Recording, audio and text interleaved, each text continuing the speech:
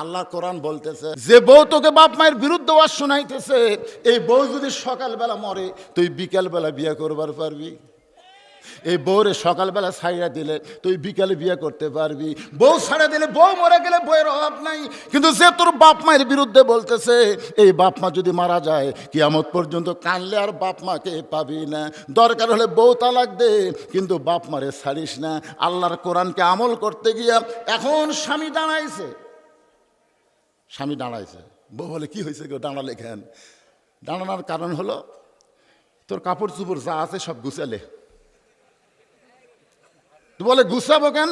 বলে তুই না বললি বাপের বাড়িতে যাবি, তোকে আমি 3 তালাকের গাড়িতে করে বাপের বাড়িতে পাঠাবো রে। তুই কি মনে করছিস তুই আমার বাপ মায়ের বিরুদ্ধে কথা বলবি আর তোকে আমি সংসার করব?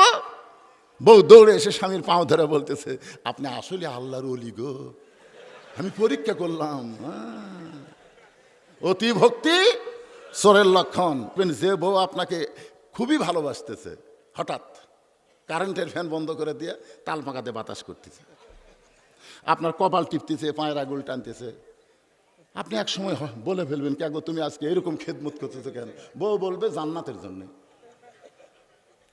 কিছুক্ষণ পরে বউটা কান্না শুরু করছে। স্বামী বলে কান্দো কেন? বলে এমনি এমনি কান্দি। স্বামী বলতেছে, বিবিরে তোমার কান্না তো আমি সহ্য করতে পারি না, কি জন্যে কান্দো? স্বামীকে বাতাস করে, স্বামীর কপাল টিপে আর গুনগুন করে কান্দে। এই কান্দিস কেন? এই বউ বলতেছে কান্দার কারণ হলো তোমাকে নিয়ে আমি জান্নাতে থাকবার চাই। স্বামী বলতেছে অসুবিধা কোন জায়গায়? বউ বলতেছে তোমার বুড়া বাপ, বউ বলতেছে তোমার বুড়া বাপ আর বুড়ি মা, এই 2 জনের অত্যাচার আমার কলজাত আগুন ধরে গেছে। তুমি যদি তোমার বাপ মায়ের সাথে থাকবার চাও তাহলে আল্লাহর রাস্তায় আমাকে বাপের বাড়িতে পেটে দাও, আর আমার সঙ্গে যদি শান্তির সংসার করবার চাও ওই বাপ মাও বাদ দেওয়া লাগবে। অমা আলাইনা ইল্লাল বালাক।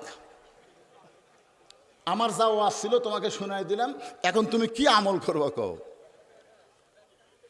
অতিরিক্ত ভক্তির খবর শুনছেন? স্বামী চিন্তায় পড়ে গেলে এখন কি করব?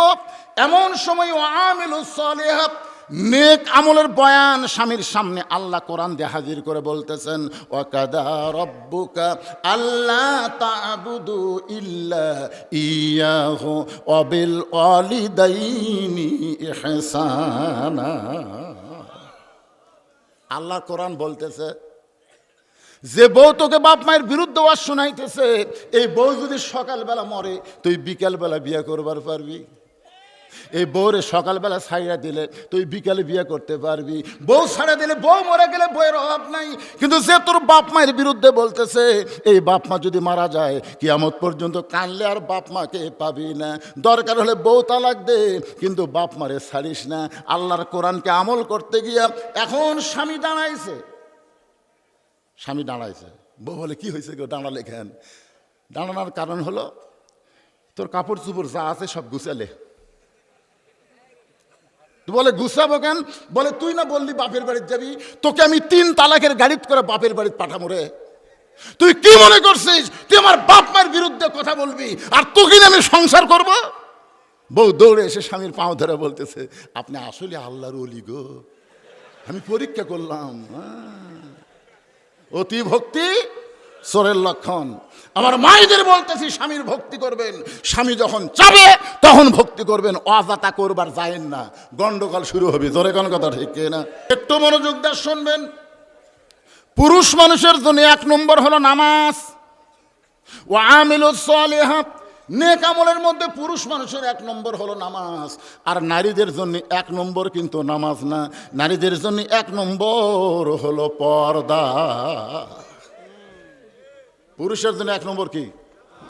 মেয়েরা যদি পর্দা না মানে, আপনারা বলেন তো নামাজ পড়া কাম হবে? রোজা করে? আমার মায়েরা যারা পর্দার অন্তরে আছেন একটু মনোযোগ দিয়ে শোনেন না। পুরুষ মানুষের 1 নম্বর হলো নামাজ, নারীদের জন্য 1 নম্বর হলো পর্দা। আল্লাহ রাসূল বললেন, ফাতেমা শোনো, নবীর মেয়ে হওয়ার কারণে আল্লাহ তোমাকে জান্নাত দিবে, এ কথা কখনোই মনে করবে না। ফাতেমা বলতেছে, বাবা তাহলে জান্নাত আল্লাহ কেমনে দিবে? আল্লাহ রাসূল বললেন, মাত্র 4টা আমল করা লাগবে। ফাতেমা বললেন, বাবা জান্নাতে যাওয়ার জন্য 4টা আমল কি? আল্লাহ রাসূল বললেন, নামাজ, রোজা, স্বামীর খেদমত কথা মতো চলা, আর সতীত্বের হেফাজত, পর্দা করা। এদিকে সিরিয়াল করলে নামাজ, রোজা, স্বামীর হুকুম, খেদমত, কথা মতো চলা। আর 4 নম্বর হচ্ছে সতীত্বের হেফাজত, পর্দা করা। এই দিক দিয়ে সিরিয়াল করলে কত হয়, কয় নম্বর? কিন্তু রাসূল বললেন, ফাতেমা নামাজ 5 ওয়াক্ত পড়লেই হবে। কয় ওয়াক্ত? ওয়াক্ত মানে কি? সময়। নামাজ শুধু 5 সময় আদায় করলেই নামাজের হক আদায় হবে। 12 মাসে 1 মাস রোজা করলেই রোজার হক আদায় হবে। স্বামী যখন খেদমত চাবে তখন স্বামীর খেদমত করবা, অজাতা স্বামীর খেদমত করবা না। স্বামী যখন চাবে, এ মায়েরা মনোযোগ দিয়ে শুনবেন, স্বামী যখন চাবে, বর্তমানে আলুর বাজার যে অবস্থা, স্বামী 200 বস্তা আলু কিনে থছে, টোরত যা শুনতেছে, ভাই বস্তা নিলে এই দাম, আর বস্তা যদি না নেন তাহলে প্রতি বস্তাকে 200 টাকা করে পাবেন। এই কথা শোনার পরে স্বামীর অবস্থাটা কি চিন্তা করেন তো। এখন বাড়ির যে আছে, রাত বেশি হলে বউ খালি খেদমত করার জন্য স্বামীর কাছে যাচ্ছে। খেদমত তো বুঝতেছেন কি খেদমত, তার স্বামীকে। এই জন্য রাসূল বলেছেন, ফাতেমা স্বামী যখন খেদমত চাবে তখন স্বামীর খেদমত করবে, অজাতা স্বামীর খেদমত করবে না। কারণ অতি ভক্তি, কথা কান, অতি ভক্তি। দেখ, রাসূল বললেন, ফাতেমা শুধুমাত্র পর্দা, শুধুমাত্র পর্দা, তার কোনো ওয়াক্ত নাই মা, এটা সব সময় ফরজ। আপনারা বলেন তো, পর্দার ওয়াক্ত আছে? ওয়াক্ত মানে সময়। আমাদের এলাকায় বুড়ি মানুষ বোরকা পরে, আমাদের এলাকার কথা বলতেছি, বুড়ি মানুষ বোরকা গাউত দিয়ে, কিন্তু যুবতীর নাতনির গাউত বোরকা নেই। কে দাদি বোরকা পড়ছেন কেন? মরা লাগবি ভাই, মরা লাগবি ভাই। আসলেই তো তাই। আমার এলাকাত মরে গেলে মেয়েদের কাপড় হয় 5টা, আপনাকে এলাকাত কয়টা? 5 কাপড় দিয়ে খাটনি লাশ পেঁচে, আবার খাটনি চাদর দিয়ে ঢাকছে, চাদর দিয়ে খাটনি ঢাকছে। ফেরেশতারা সে বলতেছে, আল্লাহ এ মেয়ে মানুষ যখন জীবিত ছিল গোটা 5 পাড়া ঘুরিছে, সবাই এক চিনে আল্লাহ, কিন্তু মরার পরে 5 কাপড় দিয়ে আবার খাটনি চাদর দিয়ে ঢাকলো কেন? আল্লাহ বলতেছে, ওই দেশের নাম বাংলাদেশ রে, ওই দেশের মেয়েরা বাঁচতে পর্দা করে না রে, মরার পরে করে রে, মরার পরে, মরার পরে। এখন বুড়ি বোরকা গাওয়া দিছে, যুবতীর গায়ে বোরকা নাই। আমার মতন বুড়াকেও যদি আপনারা বলেন, ও ও দাদা, দাদা এই রাস্তা দিয়ে দাদি আর নাতনি যায়, আপনার নজর কোন দিকে? আমি নিচের দিকে তাকা, বলো ভাই আমার দেহ বুড়া হচ্ছে রে, কিন্তু মন বুড়া হয়নি রে, আমার মন খালি ওটার দিকে তাকায়। তাহলে যেই নাতনির দিকে বুড়া তাকায়, যুবক তাকায়, সেই নাতনির গায়ে পর্দা নাই, আর বুড়ির দিকে কেউ তাকায় না, সেই বুড়ি বোরকা পড়ছে। এটা হলো পর্দাকে অপমান করা। ধরে কর কথাটা, কথা কর না কেন? গোড়াত বেড়া দিচ্ছে, 50 বছর বয়সের গোড়াত বেড়া দিচ্ছে। একজন বলে, বেড়া দিচ্ছেন কেন ভাই? যদি গরু ছাগল খায়। গরু ছাগল 50 বছর গাছের দিকে তাকাবি? বেড়া যদি দিবার চাস, ওই লকা পাতা বাড়াইছে, এই ছোট গাছে বেড়া দে। আমি মা বোনদের জন্য বলবো, মা বিশেষ করে সুন্দরী যুবতী নারীদের জন্য পর্দাটা কেমন ভাবে করা লাগবে, এই পর্দার কথাটা আল্লাহ কোরআনে বলেছেন, অকরনা ফি বুয়ুতিকুন্না ওয়ালা তাবাররাজনা তাবাররুজাল জাহিলিয়াতিল উলা। তাহলে পুরুষের জন্য 1 নম্বর নেক আমলের নাম কি? সবাই বলা লাগবে তো, ভুলে গেলে হবে না। নারীদের জন্য 1 নম্বরের নাম কি?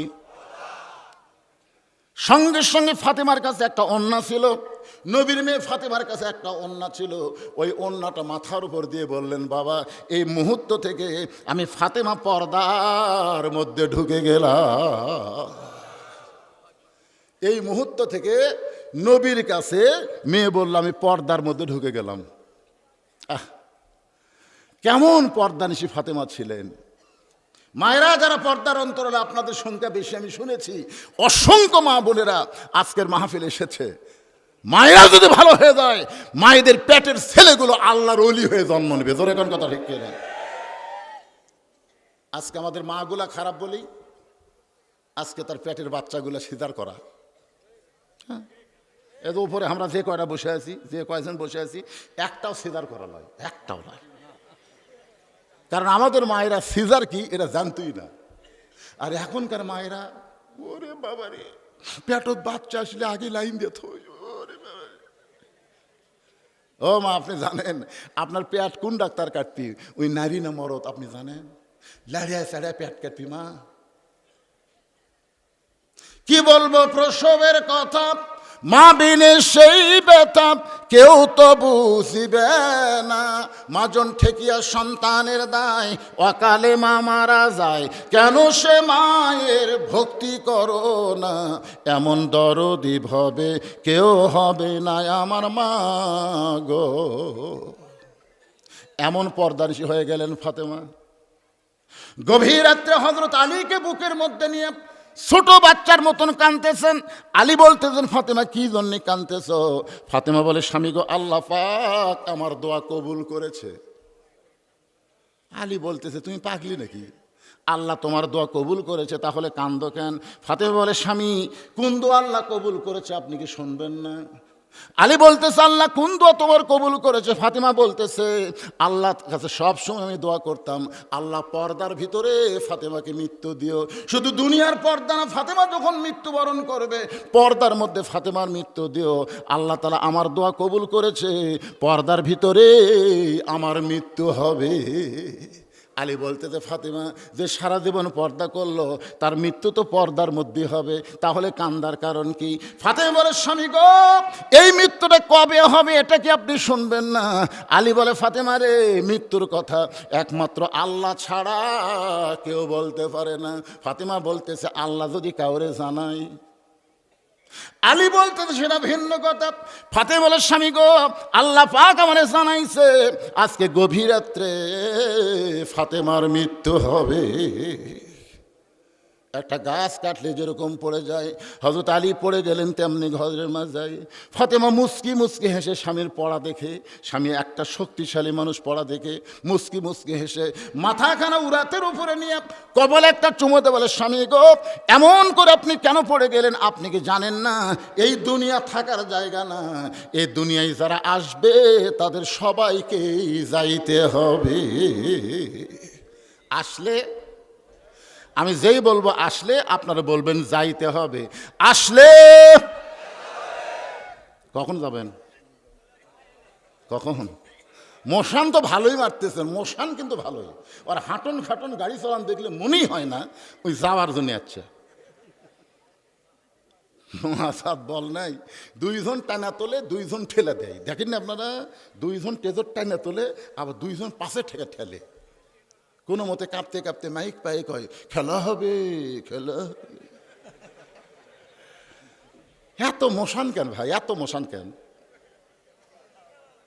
এই দুনিয়া থাকার জায়গা নয়, এই দুনিয়া আসলে যাইতে হবে। ফাতেমা বলে, স্বামী গো, এমন করে আপনি কেন পড়ে গেলেন? আমি বাবার মুখে শুনেছি আপনি হলেন বাবার শিক্ষামন্ত্রী। জোরে কোন সুবহানাল্লাহ। নবী যখন মদিনার প্রেসিডেন্ট ছিলেন ওই সময় নবীর ধর্মমন্ত্রী হলেন আবু বকর, নবীর আইনমন্ত্রী ছিলেন হযরত ওমর, নবীর অর্থমন্ত্রী হলেন ওসমান গনি, আর শিক্ষামন্ত্রী হলেন হযরত আলী। সুবহানাল্লাহ খান।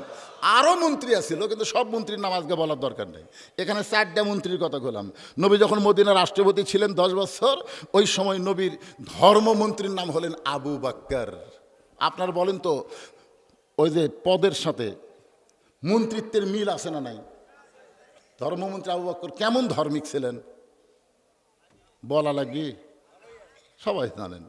আইনমন্ত্রী হিসেবে হযরত ওমর কেমন ছিলেন? কথা কয় না রে বারে। আর এখনকার আইনমন্ত্রী নৌকা পলাতে পারে, কি কথা রে? দেখছেন, যে নৌকা নৌকা সারা জীবন করলো, আবার সেই নৌকার মধ্যে ধরা খেলো। ধরে কোন কথা ঠিক কি না? আইনমন্ত্রী আনিসুল হকের ধরার ভিডিও আপনারা দেখেননি? দেখেননি?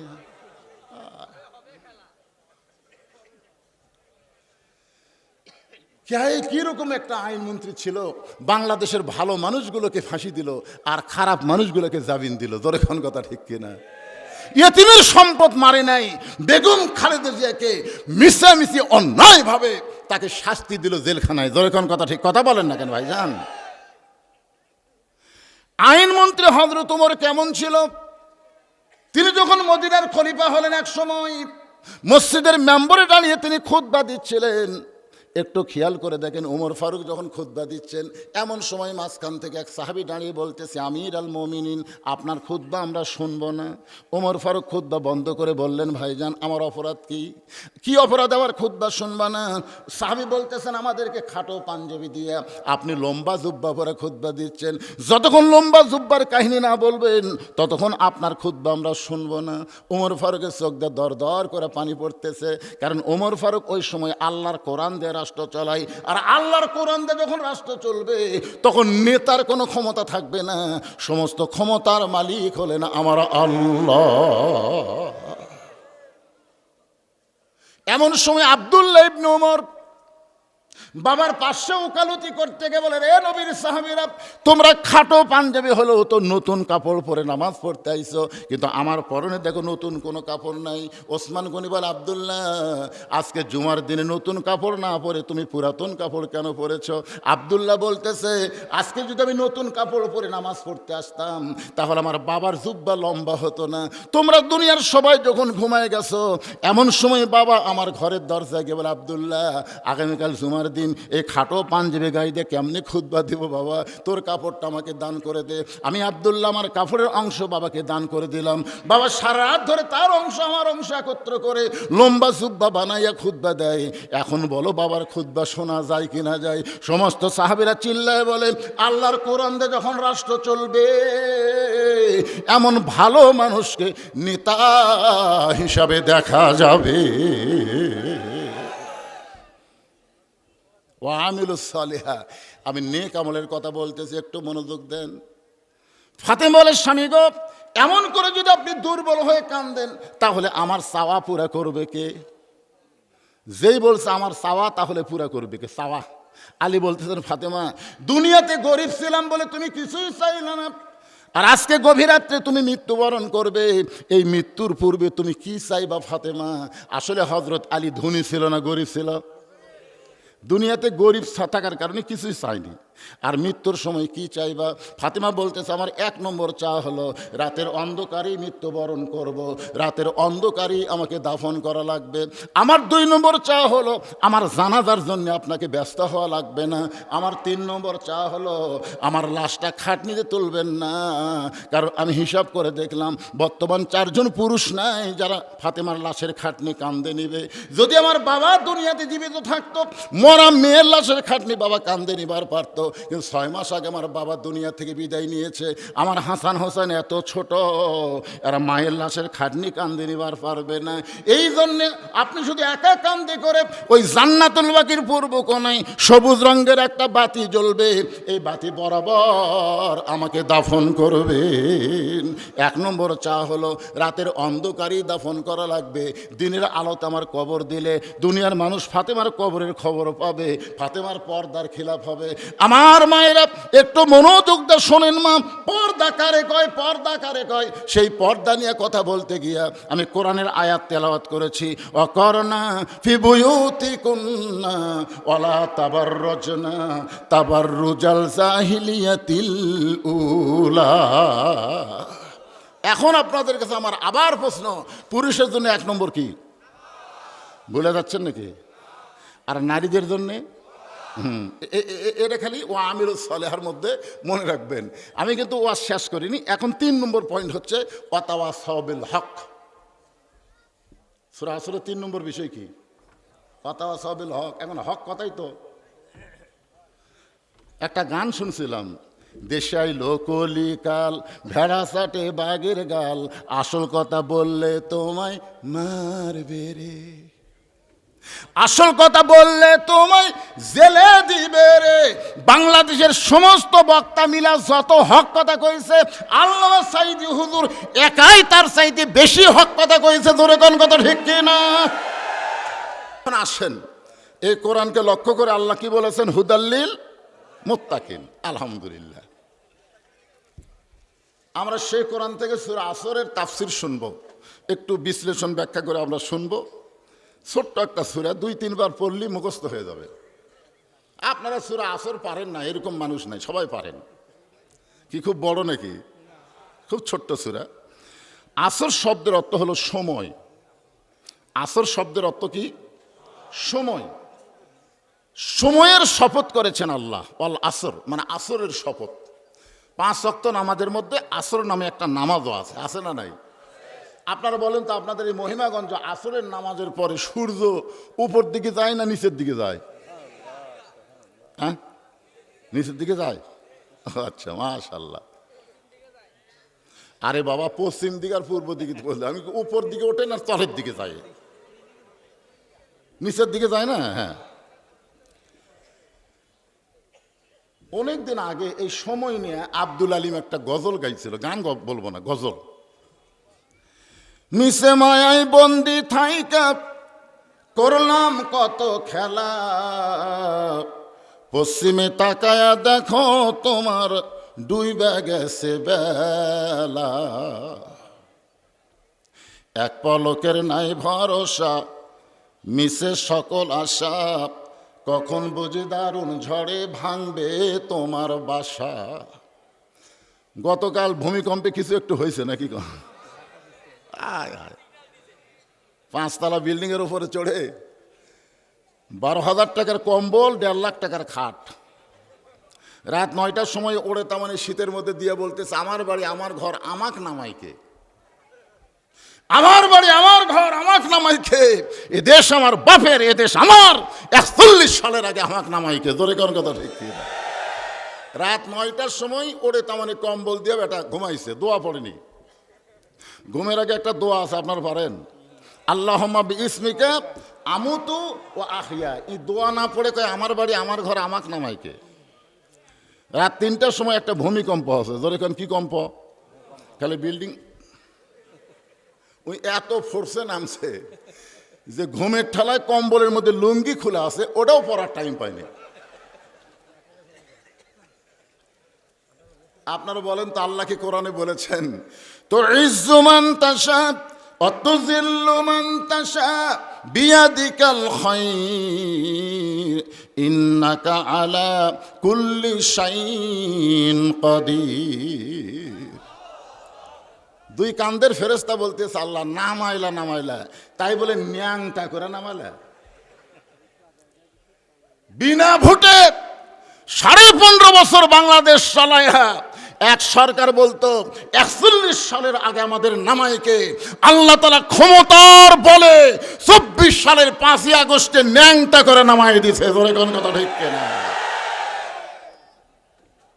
অনেকে বলে একদল ক্ষমতায় ছিল আর একদল ক্ষমতা আসতেছে। ইমানদার কোনোদিন কোনো মানুষকে কোনো দলকে ক্ষমতা দিতে পারে না, ক্ষমতার মালিক একমাত্র আল্লাহ। জোরে বলেন কথা ঠিক কিনা? ক্ষমতার মালিক কে? কিন্তু সময় খারাপ, এই জন্যই তো আল্লাহ সময়ের শপথ করছেন। এমনি এমনি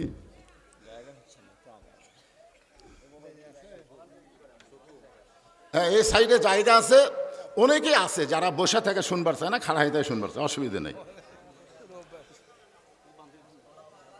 আমি এক টানে ওয়াজ করবো, এ মাঝে মাঝে এরকম কথা বললে তো ওয়াজ একের। হ্যাঁ, কি কারোর সামনে ফাঁকা আছে? কথা কয় না রে ভাই। আপনারা জানেন গোটা পৃথিবীর মধ্যে সবচাইতে ঘনবসতি দেশের নাম হলো বাংলাদেশ পৃথিবীর মধ্যে। এরপরও 12 লক্ষ রোহিঙ্গা মুসলমানকে জায়গা দিছে কোন দেশ? তাহলে কি বোঝা গেল? জায়গা দেওয়ার অভ্যাস আমাদের আছে না নাই? তো রোহিঙ্গা মুসলমানকে যদি জায়গা দিবার পারেন, যারা দাঁড়িয়ে আছে এরা কি রোহিঙ্গা? তো ওদের জায়গা দেওয়ার জন্য কারো সামনে একটু জায়গা থাকলে, ফাঁকা থাকলে একটু চাপে চাপে বসেন, একটু জিকির করেন আর সামনে চাপেন লা ইলাহা ইল্লাল্লাহ।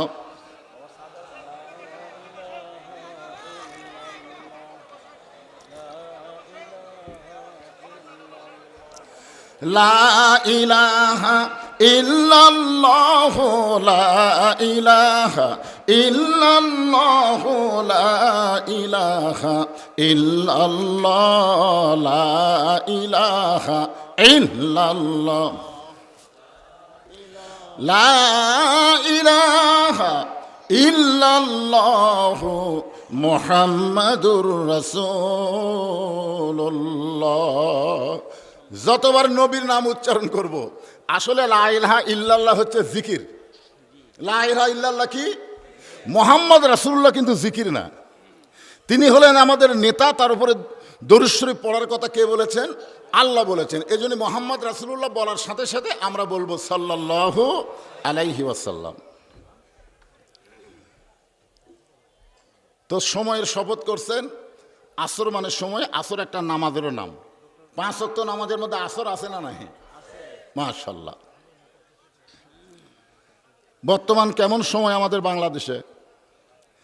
হাসিনা পলানোর পর ইউনূস যখন ক্ষমতা পেল, মানে আল্লাহ দিল, তখন আমরা মনে করছিলাম ভালোই তো। আমি বহু আজে বলছি, ইউনূস নবীরে খাইল মাছেতে গিলিয়া, ফেরেস্তা পাঠাইলেন আল্লাহ ইসমে আজম দিয়া, দমে দমে শহর দম পড়ে সে ইসমে আজম, মাছেরই উদর হইতে বাঁচাইলা প্রাণ। ইউনূস নবীকে আল্লাহ তাআলা মাছের উদর থেকে বাঁচাইছে। জোরে কোন কথা ঠিক কিনা? আমাদের ইউনূস আল্লাহ ক্ষমতা দেওয়ার কারণে ভারতের উদর থেকে বাংলাদেশকে বাঁচানোর চেষ্টা করতেছিল। জোরে কোন কথা ঠিক কিনা? কিন্তু মানুষের তৈরি সংবিধান দিয়ে যে শান্তি হয় না, বর্তমানে বাংলার মুসলমান কিছু কিছু টের পাচ্ছে। জোরে কোন কথা ঠিক কিনা? এদের সবার মনে একটা কল্পনা, সব দেখা হলো শেষ, আগামীতে দেখব কোরআনের বাংলাদেশ। জোরে কোন ঠিক? সময়ের শপথ করেছেন আল্লাহ। বর্তমান সময় মোটামুটি যদি আমরা চেষ্টা করি তাহলে সামনে ভালোই হওয়ার সম্ভাবনা আছে।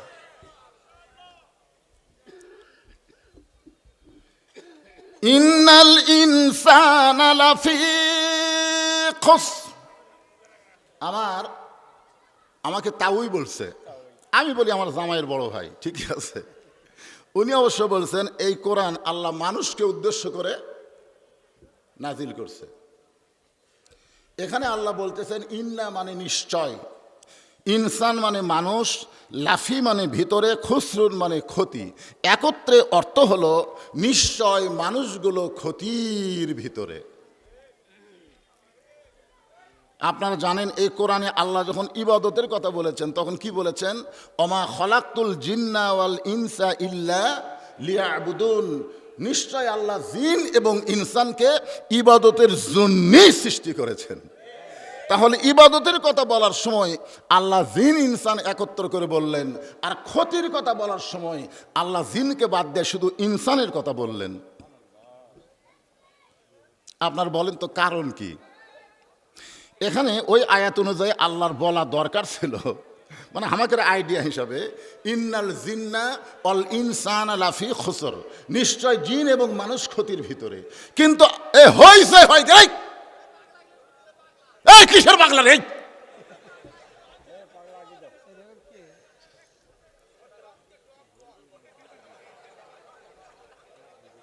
আপনারা জানেন 5টা বছর ধরে চেষ্টা করার পরে আল্লাহ এই বছর আমাকে কবুল করছে। আমি এখানে মাগরিবের নামাজের পরে আইছিলাম, মনে করছিলাম আমার জামাইয়ের বড় ভাই যখন মাহফিলের সম্মানিত সভাপতি আমাকে 10টার মধ্যেই মাইক দিবে। এখানে এসে 8 ঘন্টা আমাকে বসে থাকা লাগলো। অসুবিধা নাই, অসুবিধা নাই। আপনারা সুন্দর একটা পরিবেশ দিবেন, সময়ের শপথ করেছেন, সুন্দর একটা সময়ের দরকার আছে না নাই? দরকার আছে না নাই? কি সময় এখন চলতেছে? কি সময়? ছোট্ট বাচ্চা নিয়ে আইছে, হুজুর খালি কান্দে, একটু ফুঁফা দেন। সূরাতুশ শিফা সূরা ফাতিহা পড়ে ফুঁ দিলাম, ওর কান্না আরো বেড়ে গেছে। 3 দিন পরে এসে বলতেছে, হুজুর ও ফুঁফা দেওয়া হবে না, একটু পানি পড়া দেন। আয়াতুল কুরসি পড়ে পানি ফুঁক দিয়ে বললাম, মা 3 দিন খাওয়াও। 3 দিন খাওয়ানোর পরে এসে বলতেছে, হুজুর দোয়া দরুদের বর্তমান সময়ে দাম নেই, বর্তমান সময়ে দোয়া দরুদ চলবি না। আমার মনটা খুবই খারাপ হলো। কি সময় রে, ফুঁফা দিলাম, পানি পড়া দিলাম, কাম হয় না। কয়েক মাস পরে দেখা হলো, মা তোমার সন্তান কি কান্দে? আর কান্দে না। তো কোন দোয়ায় কাম হলো? দোয়া লাগে না হুজুর, যখনই কান্দে তখনই মোবাইল চালু করে দেই। বর্তমান সময়ে সন্তানের কান্না মোবাইল চালু করে বন্ধ করতেছে। ভাত খায় না, মোবাইল দেখায় দেখায় ভাত খাওয়াচ্ছে। জোরে কোন কথা ঠিক কিনা? সময়ের শপথ করেছেন আল্লাহ, সময়ের শপথ। প্রতি পরতে পরতে আমাদের কাছে খারাপ সময় আসতেছে। খারাপ সময়কে আমরা গ্রহণ করব না। এই কোরআন দিয়ে ভালো একটা সময় এবং সমাজ চাই। জোরে কোন কথা ঠিক কিনা? যেই কোরআনকে লক্ষ্য করে আল্লাহ বলেছেন, অনুনাজ্জিলু মিনাল কুরআনি মা হুয়া শিফাউ ওয়া রাহমাতুল লিল মুমিনিন।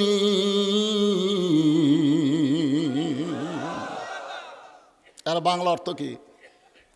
আমি যেই বলবো সব সমস্যার সমাধান, আপনার বলবেন দিতে পারে আল কোরআন। বলতে পারবে না ভাইজান? সব সমস্যার সমাধান আল কোরআনের আলো, সংসদে জালো কোরআন হাদিস যেখানে, দুনিয়ার মুসলমান লিল্লাহে তাকবীর। আপনারা বলেন তো ঘড়িতে কয়টা বাজে? আর আপনাকে চেহারা দেখে মনে হচ্ছে কেবল 8টা বাজছে। 8টা। তকবীরে তকবীরে শয়তান পালায় যায়, মুসলমানের ভিতরে কোনো অলসতা থাকে না, আল্লাহ খুশি হয়ে রহমত নাজিল করে। জোরে কোন কথা ঠিক কিনা? বাংলাদেশের বহু দল আছে কিন্তু সব দলে তকবীর নাই, কারণ যেই দল শয়তান দিয়ে ভরা সেই দলে তকবীর দিলে শয়তানেরা খুশি হবে না রাগ করবে? এটা আমাদের দলের স্লোগান না। ওরে বাবা রে, যেই দলে আল্লাহু আকবার থাকে না এই দল কোন মুসলমানের দল হতে পারে না। জোরে কোন কথা ঠিক কথা বলেন। একটু মনোযোগ দেন। ইন্না মানে নিশ্চয়, ইনসান মানে মানুষ, লাফি মানে ভিতরে, খুসরুন মানে ক্ষতি। আল্লাহ জিনক বাদ দিয়ে শুধু মানুষকে বলার পিছনে অবশ্যই কারণ আছে। আমি একটা গজল গাই, আপনারা দেখেন তো কি হয়। আদর করে মানুষ আল্লাহ বানায়া কেমনে দিবেন ক্ষতির মধ্যে ফেলিয়া। এ কোরআন এখানে আল্লাহ তাআলা আগে 4টা শপথ করছে, অতীন, অজাইতুন, অতুরি সিনিন, ওয়াহাজাল বালাদিল আমিন। এরপর আল্লাহ বলতেছেন লাকাদ খলাকনাল ইনসানা ফি আহসানি তাকবীর। আগে আল্লাহ 4টা শপথ করে বললেন অবশ্যই মানুষকে আমি সর্বোত্তম আকৃতি দিয়ে সৃষ্টি করেছি। বলেন সুবহানাল্লাহ। তাহলে যে আল্লাহ মানুষকে সর্বোত্তম আকৃতি দিল, এই মানুষ ক্ষতির মধ্যে পড়ুক, এটা কি আল্লাহ চায়? জোরে কান চাই? এই না চাওয়ার জন্য আল্লাহ এখানে 4টা কাজ দিলেন। ইল্লাল্লাযীনা আমানু ওয়া আমিলুস সালিহাত ওয়া তাওয়াসাউ বিল হক ওয়া তাওয়াসাউ বিস সবর। কয়টা? 1 নম্বরটা খুব মারাত্মক। ইল্লাল্লাযীনা আমানু। আজকে বাংলাদেশের অধিকাংশ মুসলমানের ঈমান নাই। হয়তো বলবেন হুজুর এটা একটা কথা হলো, মুসলমান অথচ ঈমান নাই। বাংলাদেশের অনেক মুসলমান এরকম গজল গায়, আমার দয়াল বাবার দরবারেতে কেউ ফিরে না খালি হাতে।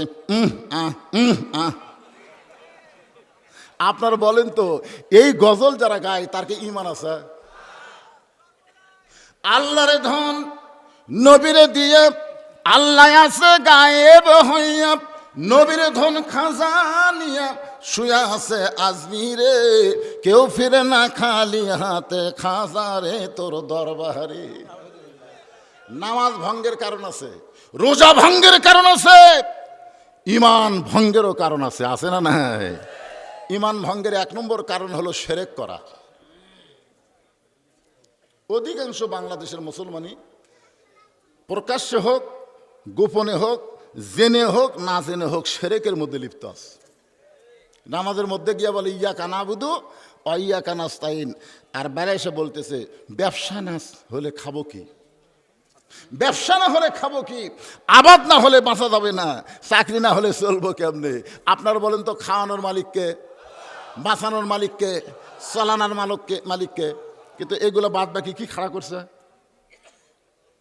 এই জন্য আগে আল্লাহ সূরা আসরের মধ্যে বললেন ইল্লাল্লাযীনা আমানু। 1 নম্বর হলো ঈমান। ধরে এখানে 1 নম্বর কি? সাহাবীরা বললেন ইয়া রাসূলুল্লাহ এত গুরুত্বপূর্ণ ঈমান সম্পর্কে আমরা একটু আপনার কাছে বিস্তারিত ব্যাখ্যা শুনতে চাই। রাসূল বললেন, ইকরার বিল লিসান, তাসদিক বিল জানান, আমল বিল আরকান, এরই নাম হলো ঈমান। খুবই গুরুত্ব। মুখে লা ইলাহা ইল্লাল্লাহ পড়া খুবই সহজ। আপনারা অনেকেই জানেন না, এই যে আমার ভাই জানবে, এ জানবে না, বয়স কম। যুদ্ধের সময়, হ্যাঁ জানবেন না তো, জামাইয়ের বড় ভাই কোনদিন জানে নাকি? যুদ্ধের সময় আমাদের কাহালতে অনেক হিন্দুরা কলেমার জিকির করছে।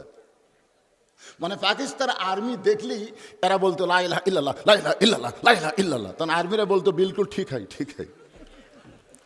এক হিন্দু যুদ্ধের পর আমাকে বলল, বাবা মুসলমানের কলমার দাম আছে। আমি কইলাম, আপনি হিন্দু হয়ে মুসলমানের কলমার দাম কেমনে বোঝেন? বলে, যুদ্ধের সময় বুঝেছি, এই কলমা মুখে থাকার কারণে আর্মির গুলি থেকে আমরা বেঁচে গেছি। আমি কইলাম, দাদা শুধু কলমা মুখে গুলি রাখার কারণে যদি আর্মির গুলি থেকে আপনি বাঁচেন, এই কলেমা কলিজার মধ্যে তাসদিক বিল জানান, কলিজার মধ্যে জায়গা দিলে আল্লাহ জাহান্নামের আগুন থেকে আপনাকে বাঁচায় দিবে। আপনারা আমি কি মনে করতেছেন মুখে কলেমা রাখা খুব কঠিন না? কিন্তু এই জায়গাত যদি একবার ঈমান ঢুকাবার পারেন, তার চরিত্র কেমন হবে একটা দৃষ্টান্ত দেই। মতিউর রহমান নিজামী নামে একজন ব্যক্তির নাম আপনারা শুনছেন? শুনছেন?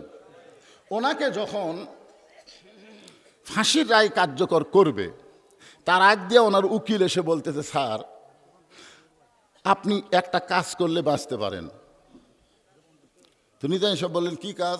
বলে, আপনি রাষ্ট্রপতির কাছে একটা বাঁচার দরখাস্ত লেখেন, রাষ্ট্রপতি দয়া করে যদি আপনাকে মাফ করে তাহলে আপনার ফাঁসি কার্যকর হচ্ছে না। এই কথা শুনে নিজামী সাহেব মুচকি মুচকি হাসা শুরু করে দিলেন। উকিল বলতে, স্যার হাসেন কেন? বলে, তোমার কথা শুনে আমার হাসি লাগতেছে। বলে, আমি কি খারাপ বলতেছি? বলে, মারাত্মক খারাপ কথা বলছো। তুমি যে রাষ্ট্রপতির কাছে আমাকে বাঁচার দরখাস্ত লিখতে বলতেছো, এইরকম 3 জন রাষ্ট্রপতি বাংলাদেশ হওয়ার পরে ক্ষমতার থাকা অবস্থায় মারা গেছে। একটা হলো শেখ মুজিবুর রহমান, একটা হলো জিয়াউর রহমান, একটা হলো জিল্লুর রহমান। যারা ক্ষমতার থাকতে নিজেরাই মারা যায়, তাদের কাছে কোনো ইমানদার জীবন থাকতে প্রাণ ভিক্ষা চাবে না। ধরে কোন কথা ঠিক? উকিল বলতে, স্যার তাহলে আপনার ফাঁসি হবে। নিজামী সাহেব উত্তরে বললেন, আমার ফাঁসি হবে কিন্তু মৃত্যু হবে না। আপনারা বলেন তো, এটা কি সুস্থ মানুষের কথা না পাগলের কথা? ফাঁসি হবে কিন্তু মৃত্যু হবে না। তাসদিক বিল জানান, কলিজার মধ্যে ঈমান। কোরআন শরীফকে সামনে নিয়ে এসে বলতেছে, ওয়ালা তাকুলু লিমান ইউকতালু ফি সাবিলিল্লাহি আমওয়াতুন বাল আহইয়াউ ওয়ালাকিন লা তাশউরুন। আল্লাহ রাস্তায় যাদেরকে অন্যায়ভাবে ফাঁসি দেওয়া হয়, আল্লাহ রাস্তায় যাদেরকে হত্যা করা হয়, তোমরা তাদেরকে মৃত্যু বলো না। আমি আল্লাহ বলতেছি তারা জীবিত। ওয়ালাকিন লা তাশউরুন, তোমাদের সাধারণ মাথা এটা বুঝবে না। এই তাসদিক বিল জানান, কলিজার মধ্যে ঈমান। এরপরে বলা হচ্ছে আমল বিল আরকান, ঈমান অনুযায়ী আমল করা লাগবে। এখন যে আপনারা এই 5 পাড়া মসজিদ, 5 পাড়া কেন্দ্রীয় জামি মসজিদ এদের তৈরি করতেছেন, ভাইজান কি জন্য করতেছেন? না সেটা না, এই যে আমল বিল আরকান, ঈমান অনুযায়ী আমল করা লাগবে। সূরা আসরের 2 নম্বর বিষয় হচ্ছে আমিলুস সলেহা, আছে না নাই? সেইটাকে সমন্বয় করে আমি বলতেছি, ঈমানকে রক্ষা করতে গেলে যে আমল করাই লাগবে, যে আমল না করলে ঈমান থাকবে না। সে আমলের নাম কি?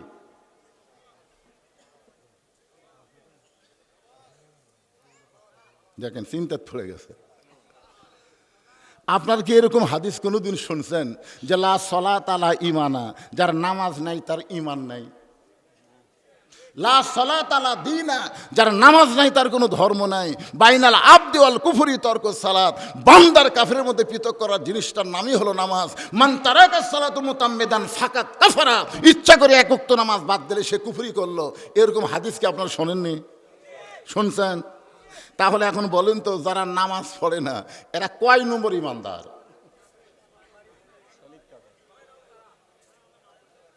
এই ছেলেরা, এই যুবকেরা, যারা আজকের এই মাহফিলে বসে আছেন, আপনাদের মধ্যে কারা কারা মাগরিব এশার নামাজ না পড়ে আওয়াজ শুনতেছেন? না, আমি হাত তুলবার বলতেছি না, নিজের বিবেকের আদালতে আপনি প্রশ্ন করে দেখেন, মাগরিব এশার নামাজ আপনি ইচ্ছা করে পড়লেন না, ফজরের আগে যদি আপনি মারা যান, যদি ফজরের আগে আপনি মারা যান, দুনিয়ার কত মানুষ আপনার জানাজার নামাজ পড়লে আপনি জান্নাতে যাবার পারবেন? তাহলে কত বড় সাহস আপনার, ইচ্ছা করে মাগরিব এশা পড়লেন না, ফজর পর্যন্ত আপনি বসে আছেন। চিন্তা করে দেখেন আপনার সাহস কত বেশি। কি আপনারা একজন লোক এখানে দাঁড়ায় বলেন, হুজুর আমি বাড়ি থেকে এসেছি, আবার ওয়াজ শুনে বাড়িতে যাবই, একটা লোক বলেন, বলতে পারবেন? তাহলে গ্যারান্টি নেই, এখান থেকে বাড়ি যাওয়ার পর্যন্ত গ্যারান্টি নেই, আর আপনি আজকে সূর্য অস্ত যাওয়ার পরে 2 ওয়াক্ত নামাজ বাদ দিয়ে বসে আছেন। মনে কষ্ট নিয়েন না ভাইজান। ওয়া আমিলুস সালিহাত, নেক আমল করতে গেলে সুন্দর একটা পরিবেশ লাগবে। আজকে সবাই নামাজ পড়বার চাইলেও নামাজ পড়বার পারতেছি না, নামাজ পড়ার মতন একটা পরিবেশ লাগবে। সেই পরিবেশ বর্তমানে বাংলাদেশে নাই। জোরে কোন কথা ঠিক কি না? নামাজ পড়ার কথা এই কোরআনের কোনো জায়গায় নাই। গোটা কোরআনের মধ্যে পড়ে দেখবেন একটা জায়গাও আল্লাহ নামাজ পড়ার কথা বলে নাই, নবীর হাদিসেও নামাজ পড়ার কথা নাই। প্রত্যেক জায়গায় নামাজ কায়েমের কথা বলা হয়েছে।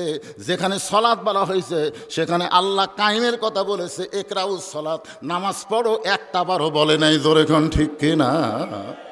এখন আপনারা বলেন, বাংলাদেশের মুসলমান নামাজ পড়ে না কায়েম করে?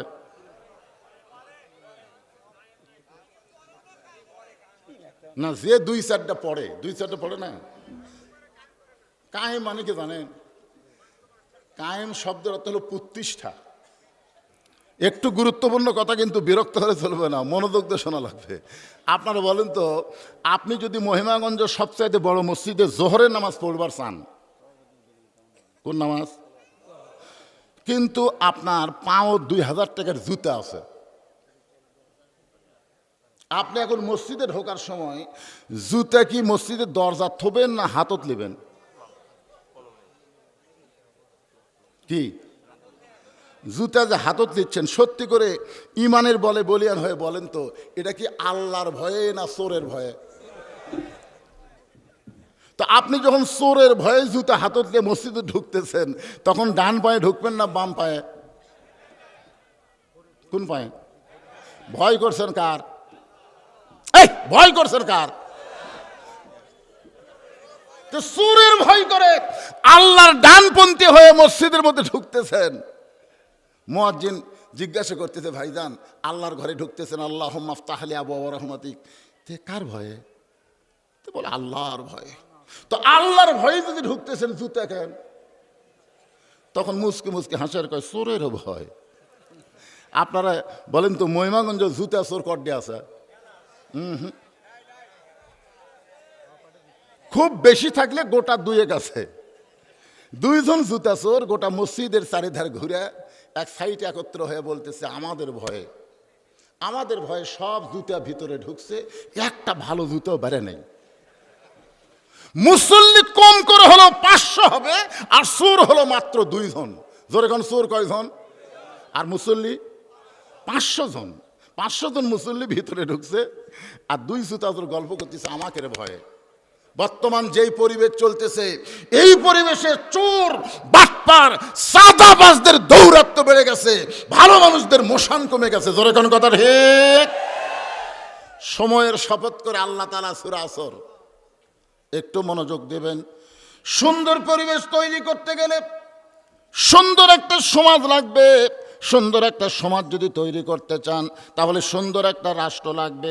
সুন্দর একটা রাষ্ট্র যদি তৈরি করতে চান, তাহলে মানুষের তৈরি করা আইন দেওয়া হবে না, আমার আল্লাহর কোরআনের সমাজ লাগবে। ধরে কোন ঠিক কিনা? আপনারা বলেন তো, আল্লাহ যে কোরআন শরীফে বললেন, ইয়া আইয়ুহাল্লাযীনা আমানুত্তাকুল্লাহা হাক্কা তুকাতিহি ওয়া লা তামুতুন্না ইল্লা ওয়া আনতুম মুসলিমুন। এই সূরা আসরকে লক্ষ্য করি কিন্তু আয়াতটা আপনাদের সামনে তেলাওয়াত করলাম। এখন চলতেছে যে ঈমানকে রক্ষা করতে গেলে 1 নম্বর যে আমল লাগবে সে আমলের নাম হলো নামাজ। সালাত আছে কিন্তু আমরা নামাজ বললি সালাত বুঝি, বোঝেন আপনারা? 1 নম্বর হলো নামাজ। জোরে করে 1 নম্বর হলো, আরো জোরে বলেন। যদি নামাজ না থাকে তার ঈমান থাকবে না। ঈমানকে রক্ষা করবার গেলে 1 নম্বর লাগবে নামাজ। আপনারা বলেন তো এই নামাজটা নবী কখন পাচ্ছেন?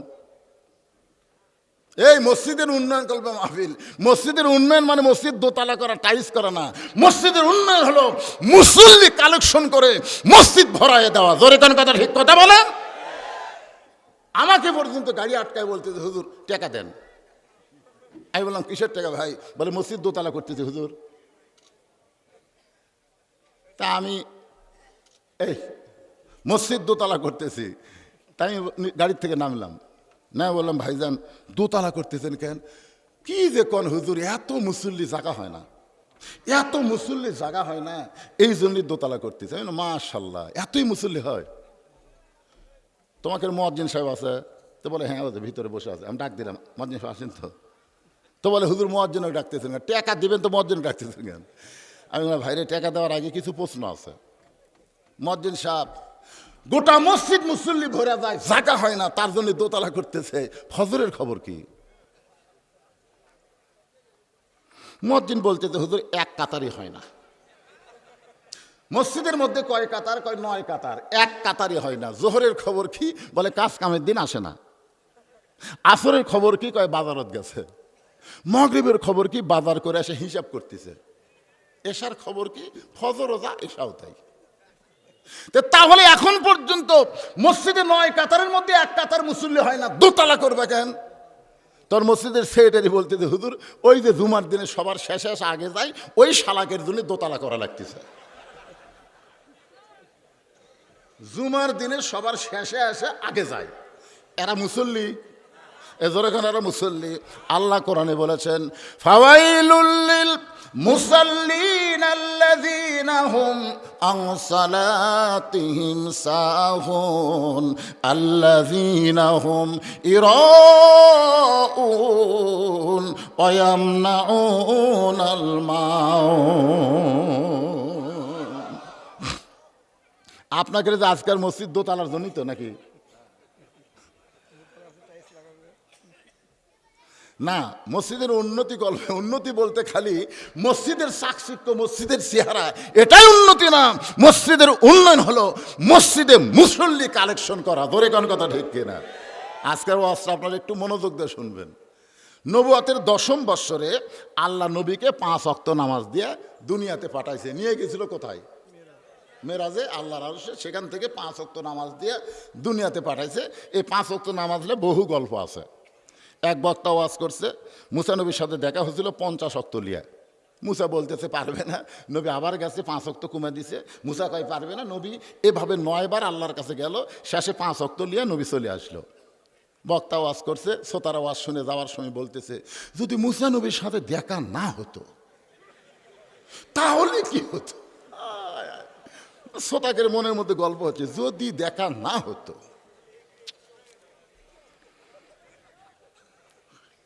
এমনি তো আসর, মাগরিব আর এশা তাড়াতাড়ি না?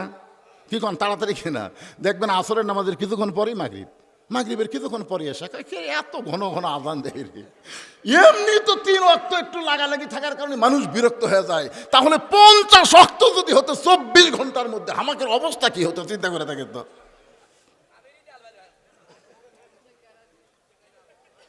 তা আমরা 50 ওয়াক্ত যেটা পাইনি সেটার গাঁজাখড়ি গল্প করে লাভ নাই, যেটা পাইছি সেটাই আমরা বলবো। ধরে কোন কথা, ঠিক? হ্যাঁ। কয় ওয়াক্ত?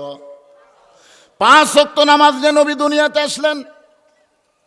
এরপরও নবী 3 বছর মক্কায় ছিলেন, 5 ওয়াক্ত নামাজ পাওয়ার পরেও নবী 3 বছর মক্কায় ছিলেন। একদিন নবী বলেন, আল্লাহ আপনি যতবার নামাজের কথা বলেন ততবারে বলেন আকিমুস সালাত, নামাজ কায়েম করো, কিন্তু মক্কায় তো নামাজ কায়েম করার কোনো পরিবেশ নাই। এখানে আজান দেওয়ার সুযোগ হচ্ছে না, আকামত দেওয়ার সুযোগ হচ্ছে না, জামাত করে নামাজ পড়ার পরিবেশ পাচ্ছি না। নামাজ কায়েমের কথা বলতেছেন, অথচ মক্কায় তো নামাজ কায়েমের কোনো পরিবেশ নাই। আল্লাহ বলে, হাবিব অধৈর্য হবেন না, অবশ্যই একটা পরিবেশ দেওয়া হবে। অধৈর্য হওয়ার দরকার নাই। বর্তমানে আমরাও অধৈর্য হচ্ছি না, পরিবেশ একটা আসতেছে ইনশাল্লাহ।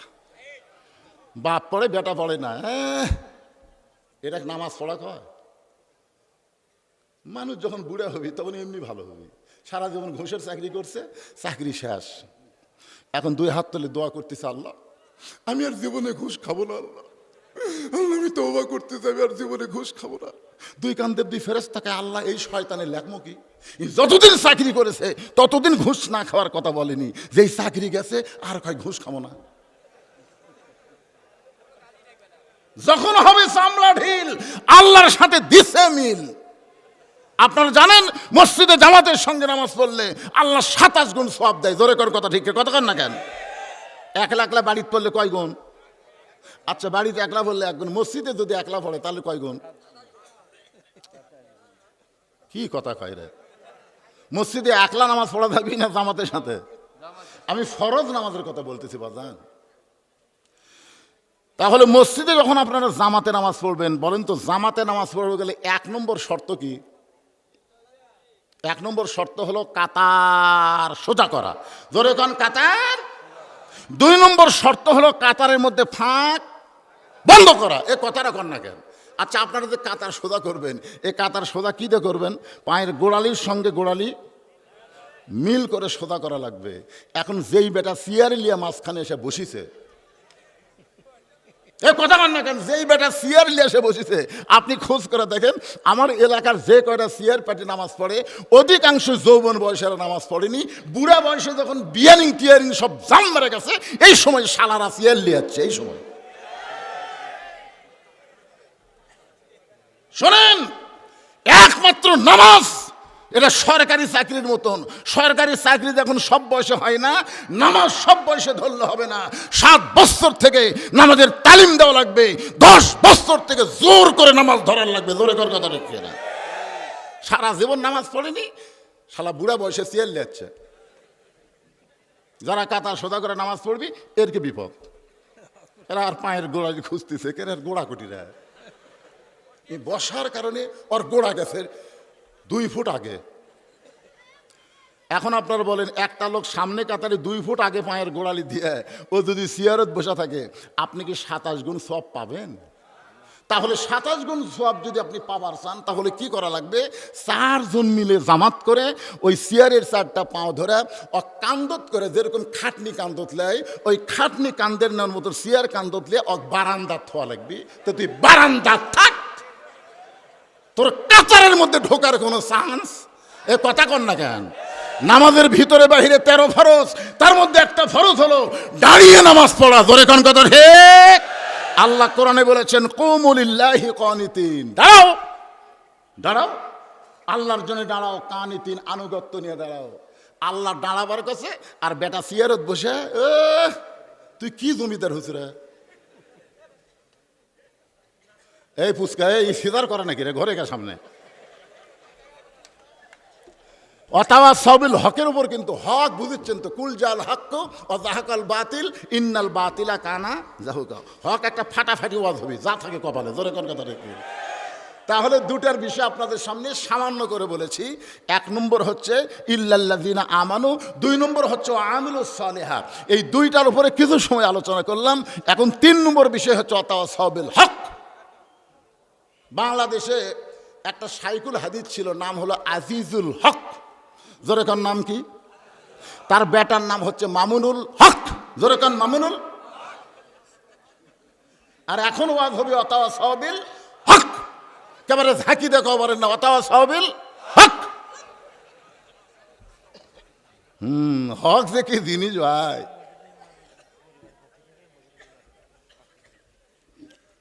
বিরক্ত না হলে হকের একটা সাইজ মতো মার দেওয়া লাগবে। জোরে কোন কথা, বিরক্ত হচ্ছেন আপনারা? হ্যাঁ, আল্লামা সাইদি হুজুর একাই যত হক কথা বলেছে, বাংলাদেশের সমস্ত বক্তা মিলে তত হক কথা বলতে পারেনি। আর হকের পরিণত হলো মিথ্যা দোষ দিয়ে তাকে জেলখানায় বন্দি করলো। জোরে কোন কথা, ঠিক কি না? কারণ কি? আল্লাহ কোরআন শরীফের মধ্যে বললেন, ওয়ালা নাবলুওয়ান্নাকুম বিশাইয়্যিম মিনাল খাউফি ওয়াল জুই ওয়া নাকসিম মিনাল আমওয়ালি ওয়াল আনফুসি ওয়াস সামারাতি ওয়া বাশশিরিস সাবিরিন।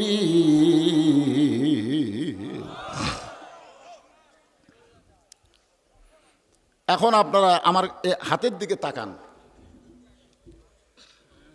এই কোরআন শরীফ সম্পর্কে আল্লাহ কি বলেছেন? কোরআন শরীফ হচ্ছে হক। হক মানে সত্য। জোরে কোন, হক মানে। এখন এই সত্য আমাদের কাছে আছে, আছে না নাই? জোরে কোন, আছে না নাই? এইটা থাকার পরেও আমরা অন্ধকারে নিমজ্জিত কেন? আমরা কেন অন্ধকারে আছি? আজকে মসজিদের মধ্যে কোরআন ঠিকই আছে, মাদ্রাসার মধ্যে কোরআন ঠিকই আছে, কোরআনের মাহফিলেও কোরআন আছে, কিন্তু কোরআনের সমাজ নাই, কোরআনের রাষ্ট্র নাই, যার কারণে আমরা অন্ধকারে আছি। ধরে কোন কথা ঠিক? এই কথাটাই হলো হক কথা।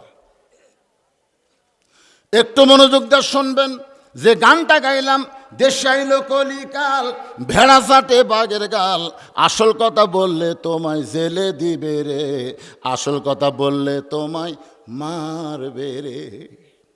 একটা দৃষ্টান্ত দিচ্ছি, এটা কোরআন হাদিস না, এটা যুক্তি মানে দলিল দুই রকম, একটা হচ্ছে আকলি, একটা হচ্ছে নকলি।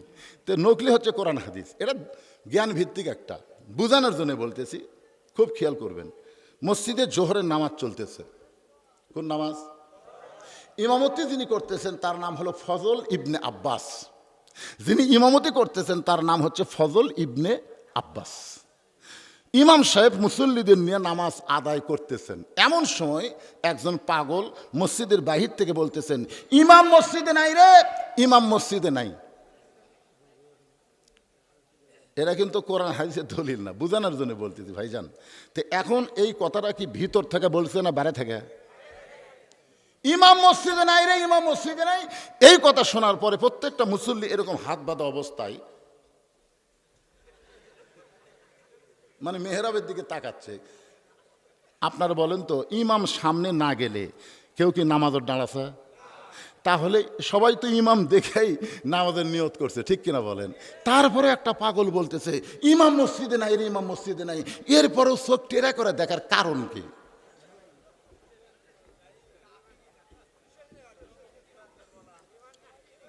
কোরআনের হক কথা বলার জন্য, সত্য বলার জন্য বক্তা টেজের উপর বসে আছে, তারপর একটা পাগল বলতেছে হুজুর মাহফিলে নাই রে, ইমাম মসজিদে নাই রে। এরপরও জনগণ তার কথার উপর সাড়ি দিচ্ছে, কারণটা কি? বুঝবার পারেননি? যা বলেছি পরে বুঝালেন। হক কথা, সত্য কথা ভাইজান। ইন্নামা ইয়াখশাল্লাহ মিন ইবাদিহিল উলামা। আল্লাহ কোরআনে বলেছেন, বান্দা সময়ের মধ্যে আলেম বান্দারাই আল্লাহ বেশি ভয় করে। এটা কোনো হাসিনার তদন্ত লাগবে না, এটা আল্লাহর কোরআনের তদন্ত। ধরে কোন কথা ঠিক কিনা? আল্লাহ যদি বলে আলেম বান্দারাই আল্লাহকে বেশি ভয় করে, আর হাসিনা যদি বলে আলেমরা নারী নির্যাতন করে, মানুষ খুন করে, ঘর বাড়ি পুড়ে দেয়, যুদ্ধ অপরাধ করে, হাসিনার তদন্ত আমরা মানি না, আল্লাহর কোরআনের হক তদন্ত আমরা মানি। জোরে কোন কথা ঠিক? কারা কারা মানেন? দুই হাত তুলে আমার আল্লাহকে দেখান। লিল্লাহি তাকবীর। আতাওয়াসাউ বিল হক। একটু মনোযোগ দিয়ে শুনবেন। এই কোরআন শরীফের মধ্যে আল্লাহ বলতেছেন, কি বলতেছেন একটু মনোযোগ দিয়ে শুনবেন। আমার আল্লাহ বললেন, জালিকাল কিতাবু লা রাইবা ফি হুদাল লিল মুত্তাকিন। এরপরে আল্লাহ বললেন, মুত্তাকির ব্যাখ্যার মধ্যে এক নম্বর বৈশিষ্ট্য হলো আল্লাযীনা ইউমিনুনা বিল গায়ব। অদৃশ্যের প্রতি বিশ্বাস স্থাপন করা লাগবে। হক কথা হলো, আপনার দুই কাঁধে দুইটা ফেরেশতা আছে, আছে না নাই? এটা কি বিশ্বাস করেন? তাহলে যেই ছেলেটা রাত 1টার সময় মনে করতেছে বাপ মা আমার ঘুমে গেছে রে, কেউ চেতন নাই, দরজা বন্ধ করে দিয়ে মোবাইলের অশ্লীল ভিডিও দেখতেছে, কেউ চেতন নাই, দেখতেছে। দুই একজন আবার বেশি সেভ করার জন্যে কম্বলের মধ্যে যায়। আপনি বলেন তো, যখন কম্বলের মধ্যে গিয়ে খারাপ ভিডিও দেখতেছে, ওই সময় কি ফেরেশতার কান্দত আছে? আছে? তাহলে ফেরেশতা কান্দে আছে, এই বিশ্বাস, এই সত্য, এই হক যদি সে মেনে নেয়, তাহলে তার দ্বারা কোনো অন্যায় কাজ হবে। তোমার দুই কান্দে দুই মোহরি লেখিতেছেন ডায়েরি, দুই কান্দে দুই মোহরি লেখিতেছেন ডায়েরি, দলিল দেখে রায় দিবে, টাকা পয়সার নাই কারবার, কেরামান কাতিবিনা ইয়ালামুনা মা তাফআলুন। আপনার বলেন তো, এটা হক কথা না মিথ্যা কথা? রে যুবকেরা, তুমি কি বিশ্বাস করো যেখানে কেউ দেখতে পায় না সেখানে আল্লাহ দেখে? জোরে কান, কে দেখে? এটা সবচাইতে বড় হক কথা হলো ওয়াহুয়া মাকুম আইনামা কুনতুম। তুমি যেখানে থাকো না কেন, তুমি আল্লাহর কাছ থেকে দূরে নেই, তুমি লুকাবার পারবা না, পলাবার পারবা না, সব কিছুই আল্লাহ দেখতেছে। জোরে কান, কথা ঠিক কিনা? দুই ছাত্র এক ওস্তাদ কইছে, এই মুরগি দুইজনে দিলাম, তোরা এমন জায়গা জব করবি কেউ যেন না দেখে, যা। দুইজন দুই মুরগি লেগে গেছে, একজন মনে করতেছে খেরের পালার ধারে চারিদিকে তাকে দেখে কেউ নাই, ওই জব করে নিয়ে চলে যাচ্ছে। আর একজন আনবার জব করে পারেনি। কে রে, তুই জব করছিস? এমন জায়গা করছিস হুজুর, কেউ দেখেনি, চারিদিকে খেলের পালা, মাঝখানে মেরে দিছি। কে রে, তুই পারিলি না? কে? আমি যেখানে যাই সেখানে দিকে আল্লাহ দেখতেছে হুজুর। আজকে এই হক কথাটা আমরা বিশ্বাস করতে পারি না, যে কেউ না দেখলেও আল্লাহ দেখতেছে। আমরা খালি চারিদিকে সাইড মারি। এই হাসিনা যখন ক্ষমতায় ছিল, তখন আমার বউ আমাকে খুবই বিরক্ত করছে। ওয়াজ করবার আসতে কয়, দেখে শুনে ওয়াজ করবেন, দেখে শুনে ওয়াজ করবেন। আমি বললাম কি দেখবো? বলে আগে যা দেখবেন পুলিশের গাড়ি আছে কিনা, র্যাবের গাড়ি আছে কিনা, হাসিনার কোনো ক্যাডার আছে কিনা, এগুলো আগে দেখবেন। দেখে যদি এগুলো না থাকে তাহলে ওয়াজ করবেন, যদি থাকে তেল তেলে মেরে দিয়ে আসবেন। আমি আস্তে করে বউয়ের কপালে চুমা খেলাম, হক কথা বলতেছি, চুমা খেলাম। বউ বলতেছে আমার কথা আপনার বিশ্বাস হইতে না, তো চুমা খেলেন কেন? আমি কইলাম আজকেই তোমার শেষ দেখা, আর হয়তো দেখা নাও হতে পারে। বউ বলতেছে আপনি পাগল নাকি? এর আগে তো অনেকবার ধরা গেছেন, আপনাকে ছাড়া দিতে দেখা হচ্ছে। আরে পাগল, তুমি চিন্তা করো পুলিশ ধরা, র্যাব ধরা, আর প্রত্যেকটা মুসলমান হক কথা চিন্তা করবে আজরাইল ধরা। জোরে কর, কথা ঠিক কিনা?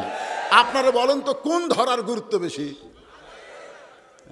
আজকে আমরা আজরাইল ধরার কথা ভুলে গেছি, পুলিশ ধরার চিন্তা করতেছি। ওয়াতাওয়াসাউ বিল হকের পর আল্লাহ বলতেছেন ওয়াতাওয়াসাউ বিস সবর, ধৈর্য ধারণ করা লাগবে। ধৈর্যের কথা বলতেছেন, ধৈর্য ধারণের উপদেশ দেওয়া লাগবে। বাজান গো, বর্তমানে যখন হক কথা বলবেন, হক পথে চলবেন, নানা রকম বিপদ আপদ মুসিবত আপনার আসতে পারে। ধরে কোন কথা ঠিক কিনা? এই সময় ধৈর্য ধারণের উপদেশ দেওয়া লাগবে।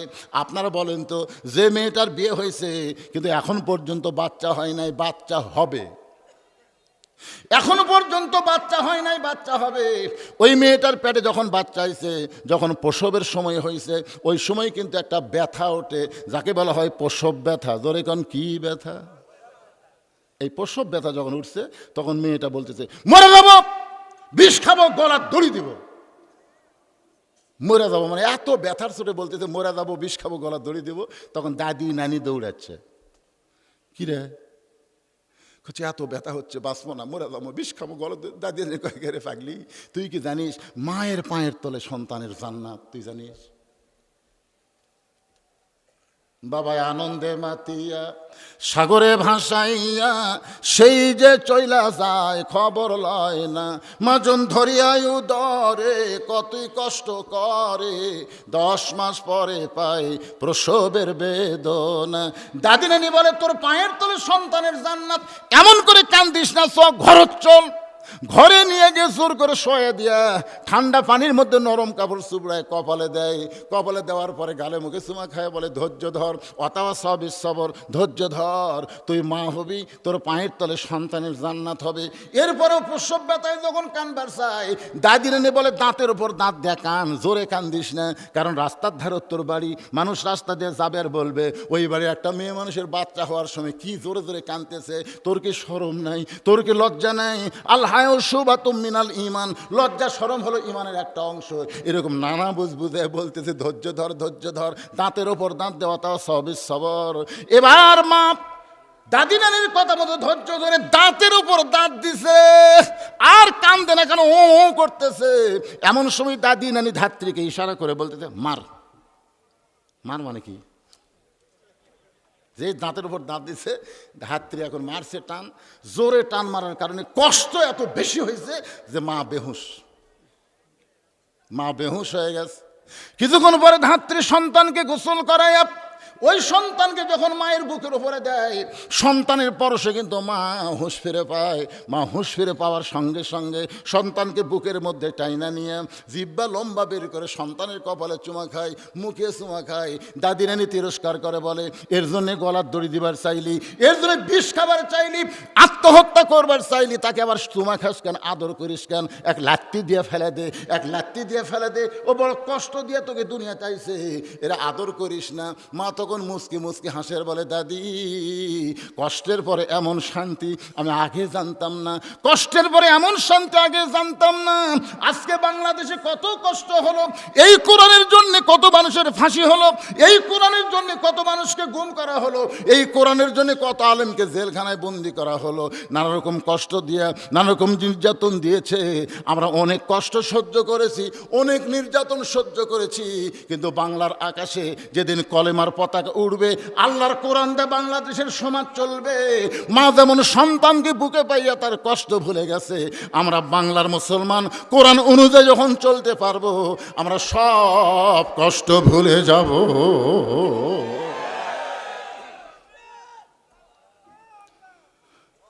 দুই একজন তকবীর দিবার চেয়েও দেয় না রে, এরা বিরক্ত হচ্ছেন ভাইজান?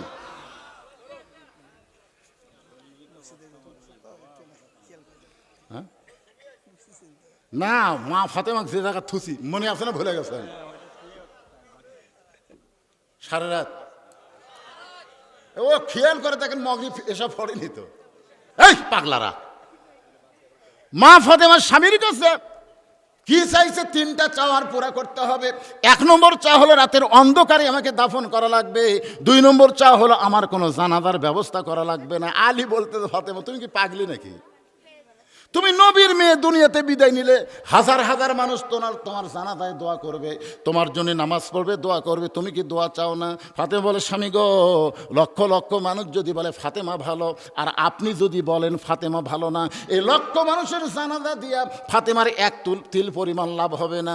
আর দুনিয়ার তামাম মানুষ যদি বলে ফাতেমা খারাপ, আর আপনি যদি বলেন আমার বউ ফাতেমা ভালো, স্বামীর সার্টিফিকেটে 8টা জান্নাতের দরজা আল্লাহ খুলে দিল। তাহলে বউ ভালো হওয়া লাগবে কার কাছে? একেবারে জোরে কর না কেন, আপনার উঠতেছেন কেন?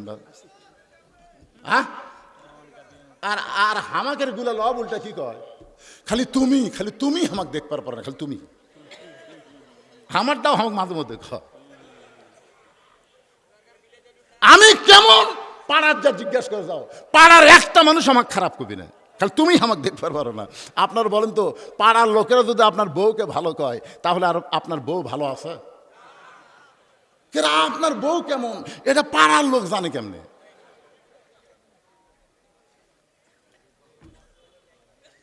ফাতেমা বলতেছেন, স্বামী গো, আমার কোনো জানাজার ব্যবস্থা করা লাগবে না, আপনি যদি পারেন আমার কবর খুঁড়বেন। যদি আপনার জন্য কষ্ট হয়, তাহলে আপনার একান্ত বন্ধু যদি কেউ থাকে, তার একটু বলে দিবেন সে যেন ফাতেমার কবর খনন করে দেয়। হেকায়েতে সাহাবা পড়ে দেখেন, হযরত আলীর সবচাইতে আপন বন্ধুর নাম হলো আবু যর গিফারি। জোরে বলেন নাম কি? গভীর রাত্রে আবু যর গিফারির জানলার কাছে হযরত আলী ছোট বাচ্চার মতন ফোঁপায় কাঁদতেছে। আবু যর গিফারি দরজা খুলে বলে, আলী ভাই, এই গভীর রাত্রে কান্দার কারণ কি জানতে চাই? আলী, তোমার সঙ্গে জীবনে বহু যুদ্ধ করলাম, কোনো যুদ্ধে তোমাকে পরাজিত হয়ে কাঁদতে দেখি নাই, আজকে এই রাত্রেবেলা আমার জানলার কাছে কান্দার কারণ কি? আবু যর গিফারি, আলী বলতেছে, আবু যর গিফারি একজন পর্দানিশী গভীর রাত্রে মৃত্যুবরণ করবে, এই গভীর রাত্রে তাকে দাফন করা লাগবে, তার জন্য একটা কবর খুঁড়তে হবে। আবু যর গিফারি বলতেছে আলী রে সেই পদ্মানিশী কে গো, তার নাম কি তোমার মুখস্থ নাই? আলী বলতেছে আমার হাসান হোসাইন 6 মাস আগে নানা হারাইছে, আজকে 6 মাস পরে গভীর রাত্রে তাদের মা হারাবে। আবু যর গিফারি কোদাল নিয়ে জান্নাতুল বাকির পূর্ব কোনায় গিয়া দেখে সবুজ রঙের একটা বাতি জ্বলতেছে, যেই বাতির কোনো তার নাই, যেই বাতির কোনো সুইচ নাই, বিনা তারে বিনা সুইচে আমার আল্লাহ তাআলা অটোমেটিক জ্বলায়া দিছে। আপনারা বলেন তো, আমাদের কবরে কোনো দরজা আছে, জানলা আছে, বাতি আছে? অন্ধকার, অন্ধকার। এই সূরা আসর খুব মনোযোগ দিয়ে শুনবেন। এই যে 4টা কাজের কথা বলা হয়েছে, এই 4টা আমল যদি 4টা কাজ যদি আমাদের মধ্যে থাকে, আমাদের কবর অন্ধকার হবে না। ইমানের নূর দিয়া, আমলের আলো দিয়ে আল্লাহ কবরকে আলোকিত বানায়া দিবে। আপনার বলেন তো, ওখানে কোনো তার সুইচের দরকার আছে? এ কথা কোন আছে? আবু যর গিফারি তাকায় দেখে বাতি জ্বলতেছে, বাতির কোনো তার নাই, বাতির কোনো সুইচ নাই। চন্দ্র সূর্য যেমন জ্বলে তেমন একটা বাতি জ্বলতেছে, ওই বাতির আলোটা গোলাকার না হয়ে ওটা কবরের মতন চারকোনা হয়ে পড়েছে। ওই কবরের মধ্যে কোদাল দিয়া আবু যর গিফারি শুরু করলেন কবর খনন করা। এক সময় আবেগে, এটা কিন্তু বিবেকের কথা হচ্ছে না, এটা আবেগে বলতেছেন, কবর এই গভীর রাত্রে খনন করা হচ্ছে, তুই কি বলতে পারবি আমি কার জন্য কবর খনন করতেছি? কবর তোর মধ্যে এমন একজন মহিয়সী নারীকে রাখা হবে, আল্লাহ নবীর মেয়ে হওয়ার পরেও নবী তাকে মায়ের মতো সম্মান করেছে। সুবহানাল্লাহ। কি হওয়ার পরে? মেয়ে হওয়ার। উম্মে কুলসুম আমার মেয়ে, জয়নাব আমার মেয়ে, রোকে আমার মেয়ে। প্রত্যেকটা সাহাবী শুনবার চাচ্ছে নবীর আর একটা মেয়ে আছে, আছে না নাই? কথাক্ষণ আছে না নাই? কিন্তু নবী খালি বলতেছে জয়নাব আমার মেয়ে, রোকে আমার মেয়ে, কুলসুম আমার মেয়ে। 3 বার এই কথা বলার পরে হাসান হোসাইন নবীর কাছে বসে আছিল। এরা 2 ভাই লাভ ধরে বলতে, ভাই চলো চলো, এই নানার কাছে আমরা থাকবো না। নানা 3টা মেয়ের নাম কয়, কিন্তু আমাদের মা গরিব বলে আমাদের মায়ের নাম ভুলে গেছে। সঙ্গে সঙ্গে নবী হাসান হোসেনকে বুকের মধ্যে নিয়ে বলতে, ভাইজান তোদের মা আমার মেয়ে না, তোদের মা হইল আমার মা। সাহাবীরা বললেন, ইয়া রাসূলুল্লাহ আমরা সবাই জানি ফাতেমা আপনার মেয়ে, কিন্তু ফাতেমা আপনার মা কেমনে হয়? রাসূল বললেন, তাইফের ময়দান থেকে রক্তমাখা শরীর নিয়ে আমি যখন মক্কায় আসলাম, ওই সময় আমার 4টা মেয়ে মক্কায় ছিল। কয় মেয়ে? 3 মেয়ে আমার ঘরের মধ্যে একসঙ্গে ঢুকে বললেন, বাবা আপনি তাইফে কেন গেলেন? বাবা তাইফবাসী অত্যন্ত খারাপ, এত কষ্ট আপনাকে দিল, এই কষ্ট আপনি কেমনে সহ্য করবেন? 3টা মেয়ে হলো রোকেয়া, জয়নাব আর কুলসুমা। 3টা মেয়ের মতন কথা বলে যখন ঘর থেকে বাইরে যায়, এমন সময় ফাতেমা ঘরের মধ্যে ঢুকে দরজা বন্ধ করে দেয়। রাসূল বলেন, ফাতেমা দরজা বন্ধ করার কারণ কি? ফাতেমা বলতেছে, বাবা আপনার মাধ্যমে আল্লাহকে আমি একটু কিছু বলবার চাই। রাসূল চমকে উঠছে, আমার মাধ্যমে তুই আল্লাহরে কি বলবি? ফাতেমা বলতেছে, বাবা ইব্রাহিম নবীর জন্যে নমরুদের আগুনের চুলা যদি শান্তির বাগান হবার পারে, মুসা নবীর জন্যে আল্লাহ যদি সাগরকে রাস্তা বানায় দিবার পারে, তাহলে আমার বাবার জন্যে আল্লাহ তাইফের পাথর কেন তুলা বানাবার পারলো না? আল্লাহ ইচ্ছা করলে সবই করবার পারে। ধরে কোন কথা ঠিক কি না? ওই তাইফবাসী আপনাকে এত পাথর মারছে বাবা, আপনার শরীরের অবস্থা দেখে আমার কলিজা দিয়া রক্ত ঝরতেছে। 3টা মেয়ে বলেছে, বাবা এত কষ্ট আপনি কেমনে সহ্য করবেন? আর ফাতেমা বলতেছে, আমি কেমনে এটা সহ্য করব? আমার কলিজা দিয়ে রক্ত ঝরতেছে। রাসূল বলেন, সাহাবীরা রে, এই কথা বলার পরে ফাতেমা বাইরে গেল, উনানের উপরে পানি গরম করতেছে, জয়তুনের তেল গরম করতেছে। কিছুক্ষণ পর ঘরের মধ্যে ঢুকে আমার শরীর থেকে কাপড় খসে যত জায়গায় আমাকে পাথর মারছিল, প্রত্যেকটা জায়গায় ওই নরম কাপড় গরম পানির মধ্যে চুবড়ায়া চুবড়ায়া আমার গোটা দেহ পরিষ্কার করে এক সময় ফাতেমার উরতটাকে বালিশ বানায়া আমি নবী যখন কখন ঘুমায় গেছি, ফাতেমার নরম হাতের মধ্যে ওই গরম জয়তুনের তেল নিয়ে আমার ক্ষতস্থানে যখন মালিশ করে দেয়, আমি স্বপ্নে দেখি আমার আমেনা মা দরজার সামনে দাঁড়িয়ে আছে। আমি স্বপ্নে বললাম, মা আইসেন যখন আর যাবার দেব না। মা যখন আমার নিকটে আসে, আমি খফ করে মায়ের হাতটা চাইব ধরি, মা বলে এমন সময় ফাতেমা আমার কপালে চুমা খাই। ফাতেমার চোখের পানি দিয়ে নবীর চোখের মধ্যে ঢুকে ঘুমটা ভাঙ্গে যায়। রাসূল বলে, ফাতেমা কেন কাঁদতেছিস? ফাতেমা বলে, বাবা আমি কান্দি না, আপনি আমাকে কান্দাচ্ছেন। বাবা স্বপ্নের মধ্যে মা বলে আমার হাতটা চাইপা ধরেছেন, এই যে দেখেন বাবা এখন পর্যন্ত আমার হাতটা চাইপা ধরে আছেন। রাসূল বলে, ফাতেমা স্বপ্নে মা বলে যদি তোর হাতটা চাইপা ধরি, তাহলে তুই শুধু আমার মেয়ে না, তোর অন্তরে ভালোবাসাই রয়েছে আমার মা আমিনা। কবর খবরদার বেয়াদবি করবি না। তোর মধ্যে এমন একজন বিবিকে রাখা হবে যার স্বামী হলো আসাদুল্লাহিল গালিব। আবার কোদাল দিয়ে কবর খুঁড়তে খুঁড়তে এক সময় বলে, কবর রে তুই কি জানিস তোর মধ্যে এমন একজন মাকে রাখা হবে যার 2টা সন্তান হবে জান্নাতি যুবকদের সর্দার। এই কথা বলে আবার যখন কোদাল মারতে চায়, এমন সময় কবর থেকে আওয়াজ আসতেছে। অনেকে মনে করেন এই আওয়াজটা ফাতেমার জন্যে, আসলে কিন্তু ফাতেমার জন্যে না। যারা আমরা সবাই কবরে যাব তাদের সবাইকে হুঁশিয়ারি শব্দ হচ্ছে, কার মা কার মেয়ে কার বিবি এইটা কবর দেখবে না। আমল যদি ভালো হয় কবর জান্নাতের বাগান হয়ে যাবে, আর আমল যদি খারাপ হয় কবর জাহান্নামের গর্ত হবে। আমরা যারা এখানে বসে আছি ভাই, আমাদের সকলের সামনে কবর আছে না নাই? একটা গজল গাই, কিন্তু যেদিন ডাক পহরিবে কবর মাঝে যাইতে, জোগাড় কিছু করছো বন্ধু তার মাঝে বিছাইতে। ডানে কবর বামে কবর নিচে কবর আছে যে, ওপর দিকে চাইয়া দেখো বাঁশের ছাউনি দিছে কে। কিন্তু যেদিন মানে কোন দিন? কথা কন না কেন? কিন্তু যেদিন মানে কোন দিন জানা আছে? আপনাকে জানা আছে কবে মরবেন? আল্লাহ যদি আমাকে বলতে শীত তুই 2045 সালে মরবি রে, 45 সালের ডিসেম্বর মাসে 27 তারিখে, তাহলে আমি মোটা কথা এখন চলছে যে 25, তাহলে 45 আরো 20 বছর বাড়ে, তাহলে একটু মশান্ত বাড়বি যাক বা 20 বছর। কিন্তু বলা হচ্ছে কিন্তু যেদিন মানে কোন দিন আমরা কেউ জানি না, কবে ডাক পড়বে জানি না। সেই কবরকে সামনে নিয়ে আল্লাহর ঘর মসজিদের জন্যে আপনাদের কাছে যদি একটু গামছা যায়, একটু ব্যাগ যায়, কবরের পাথেয় হিসাবে মসজিদে কারা কারা দান করবেন আল্লাহকে একটু হাত দেখান তো দেখি। যারা দান করবেন, যা পারবেন, 10 পারেন 20 পারেন 50 পারেন, হাত তুলবার সাহস পাচ্ছে না। যে হাত তুলতেছেন না ওই হাত কি হবে জানেন? হাত টান টান করে তোলেন না কেন ভাইরে? কি 10 টাকা 20 টাকা 50 100 দিবার পারবেন না আপনারা? আচ্ছা হাত নামান। কারা কারা পকেটের টাকা থাকার পরে 1 টাকাও দিবেন না, হাত তোলেন তো দেখি। কত বড় মর্গ হচ্ছেন আপনি দেখি। এখন বলেন কারা কারা দিবেন, হাত তোলেন তো ভাই, কারা কারা দিবেন? আমিও দেবো রে পাগলা, আমিও দেবো। তা আমি হাত তুলছি না দেওয়ার জন্যে? তার মানে সবাই দিবি। কে ভাই মসজিদ কমিটির গামছা কুটিরে গামছা বস্তা হলেও চলবে, অসুবিধা নেই। মা বোনদের কাছে আদায় করছেন, মা বোনদের কাছে আদায় করছেন? হচ্ছে না হবে? এদের মধ্যে হচ্ছে, এদের মধ্যে ব্যাগের আদায় হচ্ছে।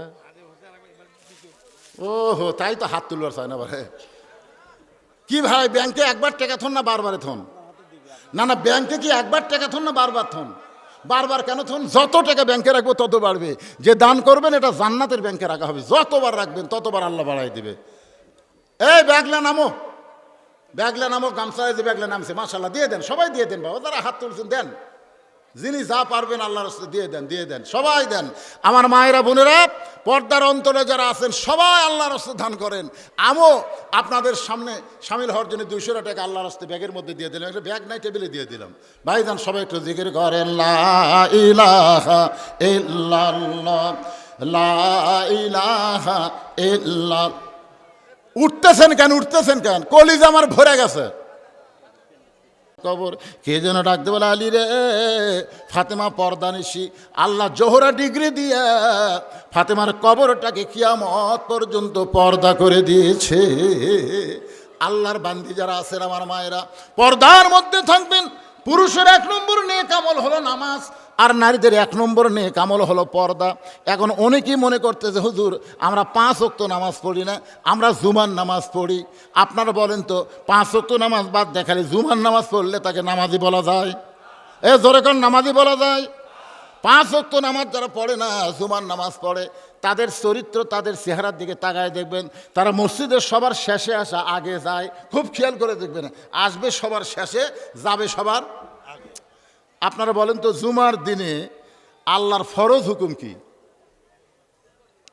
আল্লাহ কোরআনে বলেন, ইজানু দিয়ালিস সালাতি মিন ইয়াউমিল জুমআ ফাসাউ ইলা যিকরিল্লাহ।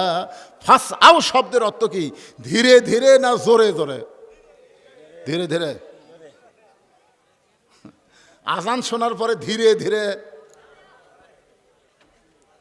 আপনারা যে 5 পাড়ার লোকেরা কি করেন আল্লাহ ভালো জানে। এই ইমামও নেই, মুয়াজ্জিনও নেই।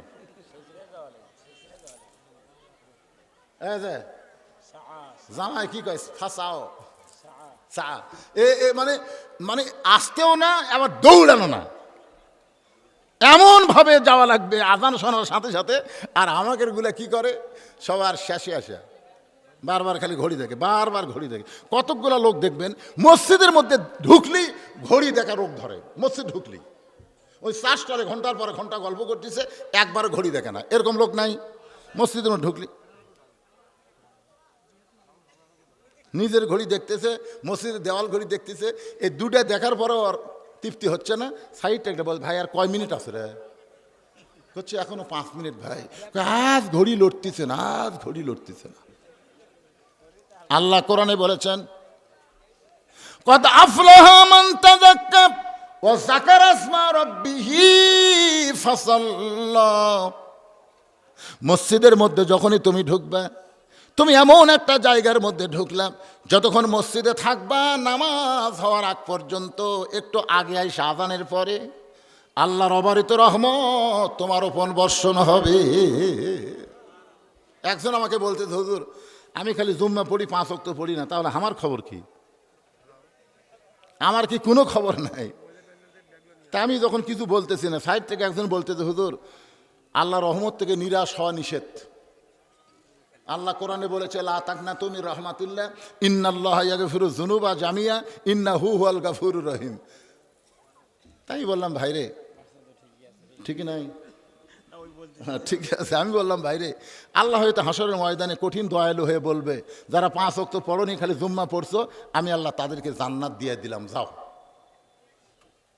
তখন জুম্মা পার্টি 5 ওয়াক্ত নামাজের দিকে বুড়ে আঙ্গুল দেখাবি, দেখ তোরা 5 ওয়াক্ত পড়ছো, আর আমরা খালি জুম্মা পড়ছি, আল্লাহ আমাকে জান্নাত দিল। ওরা জান্নাতের দরজার যায় দেখবি তালা। বলবে, আল্লাহ আমরা তো জান্নাতের দরজা চাচ্ছি, তালা খেন। আল্লাহ বলতে, তোদের কাছে একটা চাবি আছে, খুঁজে দেখ। ওরা 2 পকেট হাতে দেখবে একটা চাবি আছে, চাবি বাইর করে তালার মধ্যে ঢুকবি, কিন্তু ঘুরবি না, বুঝলেন? ঢুকিছে কিন্তু ঘরে না। আল্লাহ চাবি তো তালার মধ্যে ঢুকলো, কিন্তু ঘরে না কেন? আল্লাহ বলতে, তালার মধ্যে 5টা দাগ আছে, তোর কাছে চাবির মধ্যেও 5টা দাগ থাকা লাগবে, দাগে দাগে মিল হবি, কুটটুস করে খুলে যাবি। তোরা দেখ তো চাবির মধ্যে দাগ আছে। আল্লাহ কিসের দাগ? বলে 5 ওয়াক্ত নামাজের দাগ। আমরা তো নামাজ পড়িনি 5 ওয়াক্ত। আল্লাহ তখন বলবে, জান্নাত দেখে ফেরত আয়। যারা শুধু জুম্মা মারতেছে, আল্লাহ তাদের জন্য এইটুকু দয়া করবি, জান্নাত দেখ, ঢুকবার পারবি না, ফেরত আয়। এখন পুরুষ মানুষেরা, আপনারা কি মসজিদ উন্নয়ন কল্পে মাহফিল আগামী ফজর থেকে 5 ওয়াক্ত নামাজ মসজিদে পড়ুন। এক জায়গায় আমি বলছিলাম যে বাংলাদেশের মুসলমানের চাইতে মুনাফিক বেশি। সাইড থেকে সহসভাপতি গরম হয়ে, হুজুর আপনি এত বড় কথা বলেন, মুসলমানের চাইতে মুনাফিক বেশি, দলিল দেন। আমি বললাম, রাসূল বলেছে 2 ওয়াক্ত নামাজ যারা জামাতে আদায় করে না, এদের মধ্যে মুনাফিক আছে। একটা হলো ফজর, একটা হলো এশা। মসজিদের মুয়াজ্জিনকে বললাম, কে রে ভাই, আপনাদের এলাকায় ফজরের মুসল্লি কেমন? বলে, মুসল্লি নাই। তাহলে মুসল্লি যদি না থাকে, তাহলে সবাই কি? আরে কথা কন, তাহলে সবাই কি? ফজরের নামাজ বাড়িত পড়লো মুনাফিক, বাড়ির যদি পড়ে তাহলে মুনাফিক হবে। তাহলে মুসল্লি না হলে আপনাদের এলাকার এই 5 পাড়া মসজিদের, 5 পাড়া মসজিদের ফজরের মুসল্লি কিরকম হয়? এক কাতার হয়। তাহলে এক কাতারই হলো মুসলমান, আর বাদ বাকি সবাই কি? আরো জোরে জোরসে বলুন। আচ্ছা, দল পরিবর্তন করার সুযোগ আছে না নাই? এতদিন যারা মুনাফিক আমল করেছে, আজ থেকে ফজরের নামাজ জামাতে কারা কারা পড়বেন দুই হাত তুলে এবার আল্লাহকে দেখান। যারা তুলবেন আল্লাহ হাত দুটো লুলা করে দিও তো আল্লাহ, হাত নামান। মসজিদের বড় উন্নয়ন হলো মুসল্লি কালেকশন। আল্লাহ তাআলা আমাদের সবাইকে 5 ওয়াক্ত নামাজ জামাতে আদায় করার তৌফিক দান করুক, সকলে বলে আমিন। বাবজান কিছু বলবেন? কথা শেষ, সালাম। আপনি কিছু বলবেন? জি দেন।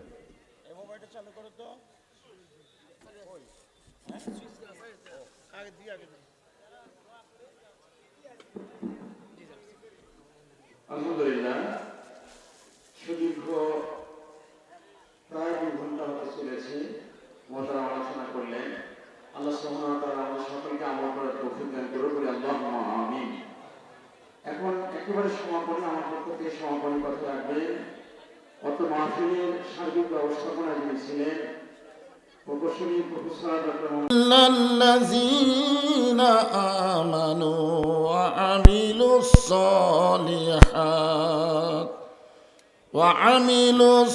সালিহাত ওয়া তাওয়াসাউ বিল হক ওয়া তাওয়াসাউ বিস সাবর। ইন্নাল্লাহা ওয়া মালাইকাতাহু ইউসাল্লুনা আলান নবী ইয়া আইয়ুহাল্লাযীনা আমানু সাল্লু আলাইহি ওয়া সাল্লিমু তাসলিমা।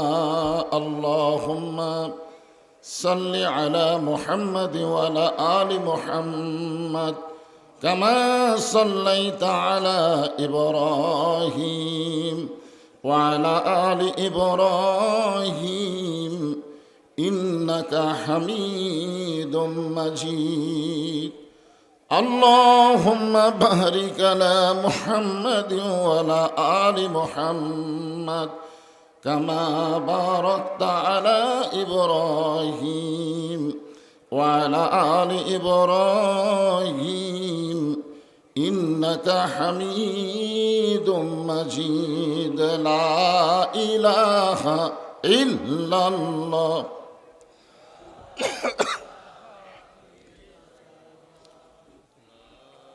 এতগুলো পুরুষ মানুষ জবান খুলে আল্লাহর জিকির করতে কোনো ফতুয়া আছে নাকি? ফতুয়া? আল্লাহ কোরআনে বলেছেন, ইয়া আইয়ুহাল্লাযীনা আমানু উযকুরুল্লাহা যিকরান কাসীরা। বেশি বেশি নামাজ পড়ার কথা নাই, রোজা করার কথা নাই, হজ করার কথা নাই, যাকাত দেওয়ার কথা নাই, বেশি বেশি না, হিসাব মতো। জোরে কোন ঠিক কিনা? কিন্তু জিকিরের কথা বলেছেন যিকরান কাসীরা, মানে বেশি বেশি, অর্থাৎ সব সময়। জিকিরের ব্যাপারে কোনো ফতুয়া নাই, জবান খোলা আল্লাহর জিকির। আফজালুজ জিকির লা ইলাহা ইল্লাল্লাহ, লা ইলাহা ইল্লাল্লাহ। আমি না বলছিলাম একটু গরম পানি এটা দিতে হবে, চা না। লা ইলাহা ইল্লাল্লাহ। চাঁদ সূরজ আর গ্রহ তারা আল্লাহ নামের পাগল পারা। চাঁদ সূরজ আর গ্রহ তারা আল্লাহ নামের পাগল পারা। আমার আল্লাহ নামের এতই দয়া, আল্লাহ নামের এতই মায়া, লুকিয়ে রাখছেন হে আল্লাহ জোরে লা ইলাহা ইল্লাল্লাহ। লা ইলাহা ইল্লাল্লাহ, লা ইলাহা ইল্লাল্লাহ, লা ইলাহা ইল্লাল্লাহ, লা ইলাহা, লা ইলাহা ইল্লাল্লাহ মুহাম্মাদুর রাসূলুল্লাহ। সকলেই বলবো সাল্লাল্লাহু আলাইহি ওয়াসাল্লাম। মহিমাগঞ্জ এলাকা জমিয়ত আহলে হাদিস কেন্দ্রীয় জামে মসজিদ, শ্রীপতিপুর, পাঁচপাড়া, মহিমাগঞ্জ, গোবিন্দগঞ্জ, গাইবান্ধা এক কথা মসজিদের উন্নয়ন কল্পে আজকের এই 10তম তাফসিরুল কোরআন মাহফিল। আজকের এই মাহফিল আল্লাহ তাআলা যিনাকে সম্মানিত সভাপতির আসনে কবুল করেছেন জনাব মাওলানা আব্দুস সামাদ আজাদ। আজকের এই মাহফিলের সম্মানিত সভাপতিকে অন্তরের অন্তঃস্থল থেকে আমি শুভেচ্ছা জ্ঞাপন করছি। সম্মানিত সহসভাপতি জনাব মাওলানা মোহাম্মদ শহীদুল ইসলাম, আজকের এই মাহফিলের সম্মানিত অতিথিবৃন্দ, সম্মানিত সুধীজন, সম্মানিত ওলামাই কেরাম, আপনাদের মাঝে মাঝে যে সমস্ত আলেম ওলামা বসে আছেন, মঞ্চে আছেন, মাগরিবের নামাজের পর থেকে এতক্ষণ পর্যন্ত কোরআন হাদিসের আলোকে অত্যন্ত গুরুত্বপূর্ণ আলোচনা করে আপনাদেরকে শোনালেন আলেম ওলামা সহ আজকের মাহফিলের আলোচকগণকে অন্তরের অন্তঃস্থল থেকে আমি শুভেচ্ছা জ্ঞাপন করছি। এই মুহূর্তে আমার সামনে যারা বসে আছেন, যিনাদেরকে আল্লাহ দয়া করে, রহম করে, মেহেরবানি করে এই জান্নাতের টুকরার ভিতরে কবুল করেছেন, আমি যখন বললাম কবুল করেছেন তখন আপনাদের কিছু বলা দরকার ছিল। আপনারা কি মনে করতেছেন যে আপনার নিজের ইচ্ছা এখানে আইছেন? আল্লাহ যদি না চাইতো এই জায়গার ভিতরে আপনারা বসতে পারতেন না। অনেক মানুষ এখনো রাস্তায় ঘুরতেছে, বাজারে ঘুরতেছে, কিন্তু এই জায়গায় আসতে পারে নাই, কারণ ওদেরকে আল্লাহ চায় না। আল্লাহ কোরআনে বলেছেন মা সাবাকা মিন হাসানাতিন ফামিনাল্লাহ, বান্দাবান্দির দ্বারা যখন কোনো ভালো কাজ হয় এ কাজ বান্দাবান্দি করে না, বরং আল্লাহ করায়। আপনারা বলেন তো তাফসিরুল কোরআন মাহফিলে বসা ভালো কাজ না খারাপ কাজ? তাহলে এই কাজ আপনারা করলেন না, আল্লাহ করালো। যে আল্লাহ দয়া করে, রহম করে, মেহেরবানি করে আমার সামনে আপনাদের কবুল করেছেন, আমি আমার অন্তরের অন্তঃস্থল থেকে আপনাদের সবাইকে শুভেচ্ছা জ্ঞাপন করছি। সম্মানিত মা বোনেরা, পর্দার অন্তরালে বসে বসে যারা আলোচনা শুনতেছেন তাদেরকেও শ্রদ্ধা জ্ঞাপন করে এই মুহূর্তে আমি জানতে চাচ্ছি আপনারা সকলে কেমন আছেন? আলহামদুলিল্লাহ রব্বিল আলামিন। যে আল্লাহ শারীরিক সুস্থতা, মানসিক প্রশান্তি সহকারে আজকের এই জান্নাতের বাগানে আমাদের কবুল করলেন, আমরা সে আল্লাহর উপরে খুশি না বেজার? তাহলে জবান করে সমস্বরে সকলে বলবো রব্বানা লাকাল হামদ হামদান কাসীরান তাইয়িবান মুবারাকান ফীহি। আমরা প্রশংসা করলাম কার? কেন করলাম? এমনি এমনি? আপনারা কোনো বক্তার যদি বেশি বেশি প্রশংসা করেন আপনাদের কোনো লাভ হবে না, বক্তার দাওয়াত বেশি হবে। আপনারা যদি কোনো নেতার প্রশংসা করেন আপনাদের কোনো লাভ হবে না, নেতার সামনে ইলেকশনে ভোট বেশি পাবে। ধরে কোন কথা ঠিক না? আপনারা কোনো ডাক্তারের প্রশংসা করেন, ডাক্তারের রুগী বেড়ে যাবে, আপনাদের কোনো লাভ হবে না। কিন্তু কেবলমাত্র আল্লাহর প্রশংসা যদি আপনারা করেন আল্লাহর কোনোই লাভ নাই। কারণ আল্লাহ এমন একজন আল্লাহ, প্রশংসা করলেও আল্লাহ, না করলেও আল্লাহ। ধরে কোন কথা ঠিক না? কিন্তু আমরা যারা প্রশংসা করতেছি আমরা এত লাভবান হব, তামলাউল মিজান, হাসরের ময়দানে আল্লাহ মিজানকে নেকি দিয়ে পরিপূর্ণ করে দিবে। সে আল্লাহর প্রশংসা করতে আমাদের কোনো আপত্তি, কিন্তু কেন করব? প্রশ্ন যদি কেউ করে যে হুজুর আমাকে খুব লাভ, তো অনেক লাভ কিন্তু শোনা যায়, চোখে দেখা যায় না, ঠিক কিনা বলেন? আল্লাহর প্রশংসা করার বহু কারণের মধ্যে একটা কারণ আমি আপনাদের বলি। সেই কারণটা হলো আমরা এই দুনিয়াতে আসার আগে আর একটা জগতে ছিলাম, এটা কি আপনাদের বিশ্বাস হয়? আপনাদের কি মনে আছে? কে কয় মনে আছে রে? আমরা আর একটা জগতে ছিলাম, ওই জগৎকে বলা হয় আলমে আরওয়াহ, রুহের জগৎ। রুহের জগতে আমাদের রুহগুলোকে আল্লাহ এত পছন্দ করেছে যে দুনিয়ার জগতে আমাদেরকে মুসলমানের ঘরে আল্লাহ কবুল করেছেন। আপনারা কি মনে করেন এই বাংলাদেশে বহু ধর্মের মানুষ বসবাস করে, আপনারা বলেন তো আসলে ধর্ম কয়টা? আরো জোরে জোরসে বলুন, কার কথা? ওয়ামাইয়াবতাগি গায়রাল ইসলাম দীনান ফালাই ইউকবালা মিনহু। ইসলাম ছাড়া অন্য কোনো জীবন ব্যবস্থা ধর্ম কেউ যদি গ্রহণ করে, আল্লাহ বলেছেন কখনোই তা কবুল করা হবে না। আল্লাহর কাছে কবুলযোগ্য একমাত্র জীবন ব্যবস্থা ধর্মের নাম কি?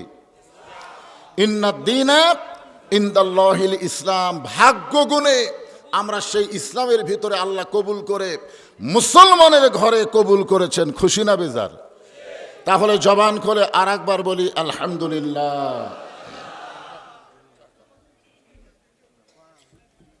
ভাইজান যাবেন না থাকবেন? যান, কারণ আপনাকে অনেক ব্যস্ততা এখন। আচ্ছা ঠিক আছে, আর একজন এসে চেয়ারে বসেন। ভাই যাওয়ার পরে আপনি তো আছেন। আচ্ছা মাসা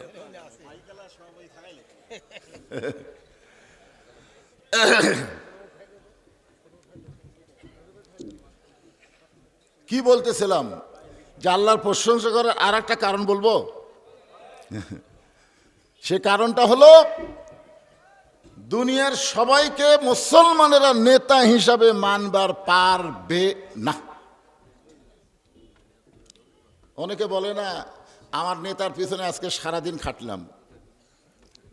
কি জন্য খাটলাম? মাঝে মধ্যে স্লোগানও মারছে, আমার নেতার চরিত্র ফুলের মতো পবিত্র, দিনে এক নামাজ পড়নি এক ওয়াক্ত।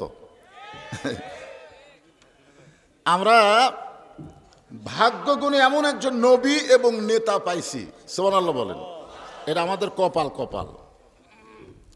ছোটবেলা একটা গান শুনছিলাম, আছেন আমার মুক্তার, আছেন আমার ব্যারিস্টার, শেষ বিচারের হাইকোর্টেতে তিনি আমায় করবেন পার, আমি পাপী রাসূল জাবিন্দার।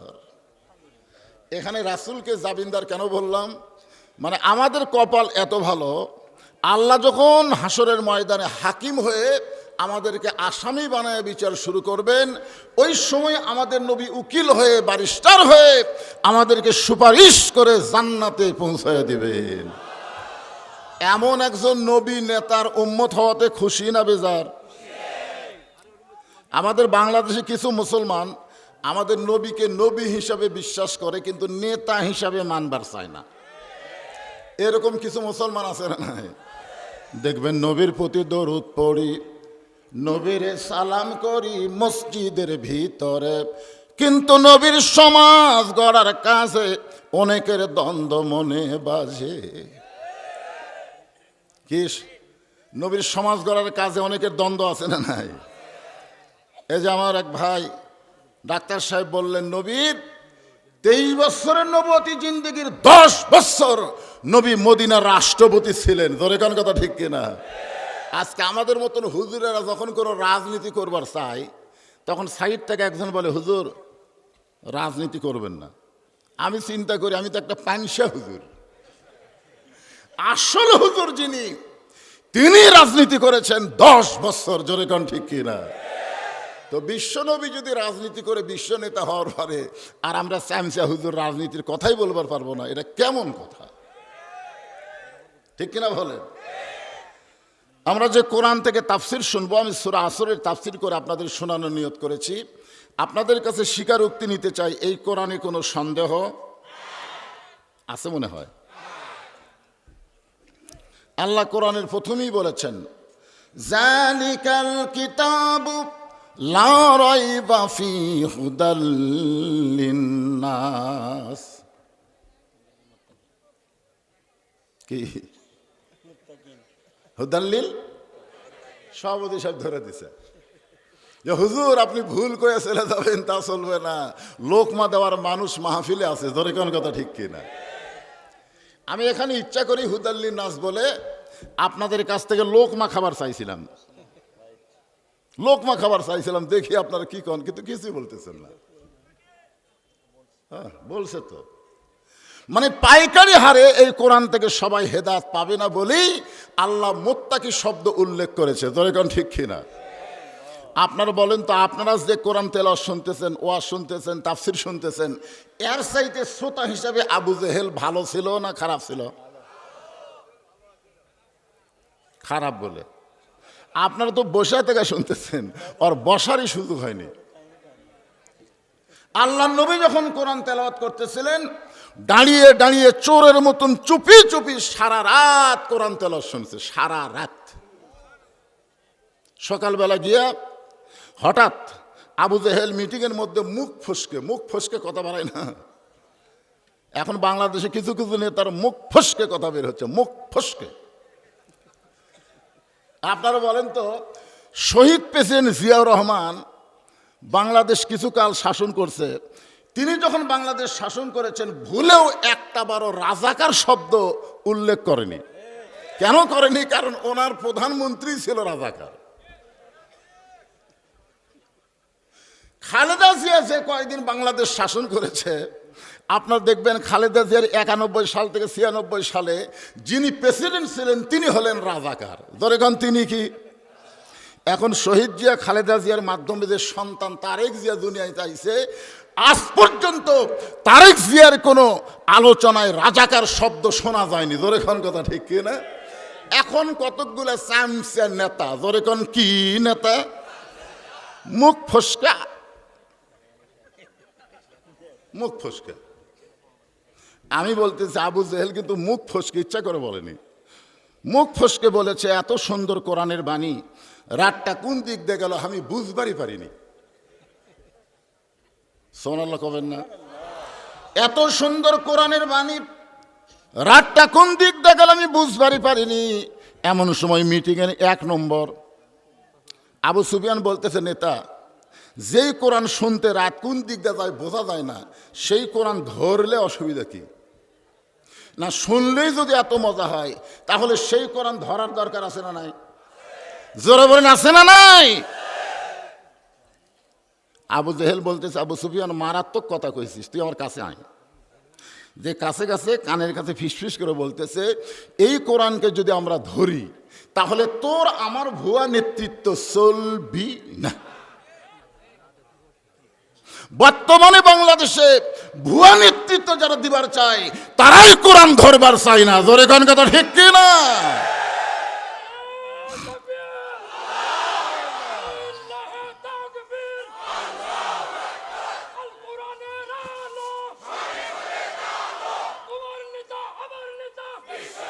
লিল্লাহে তাকবীর। আলহামদুলিল্লাহ।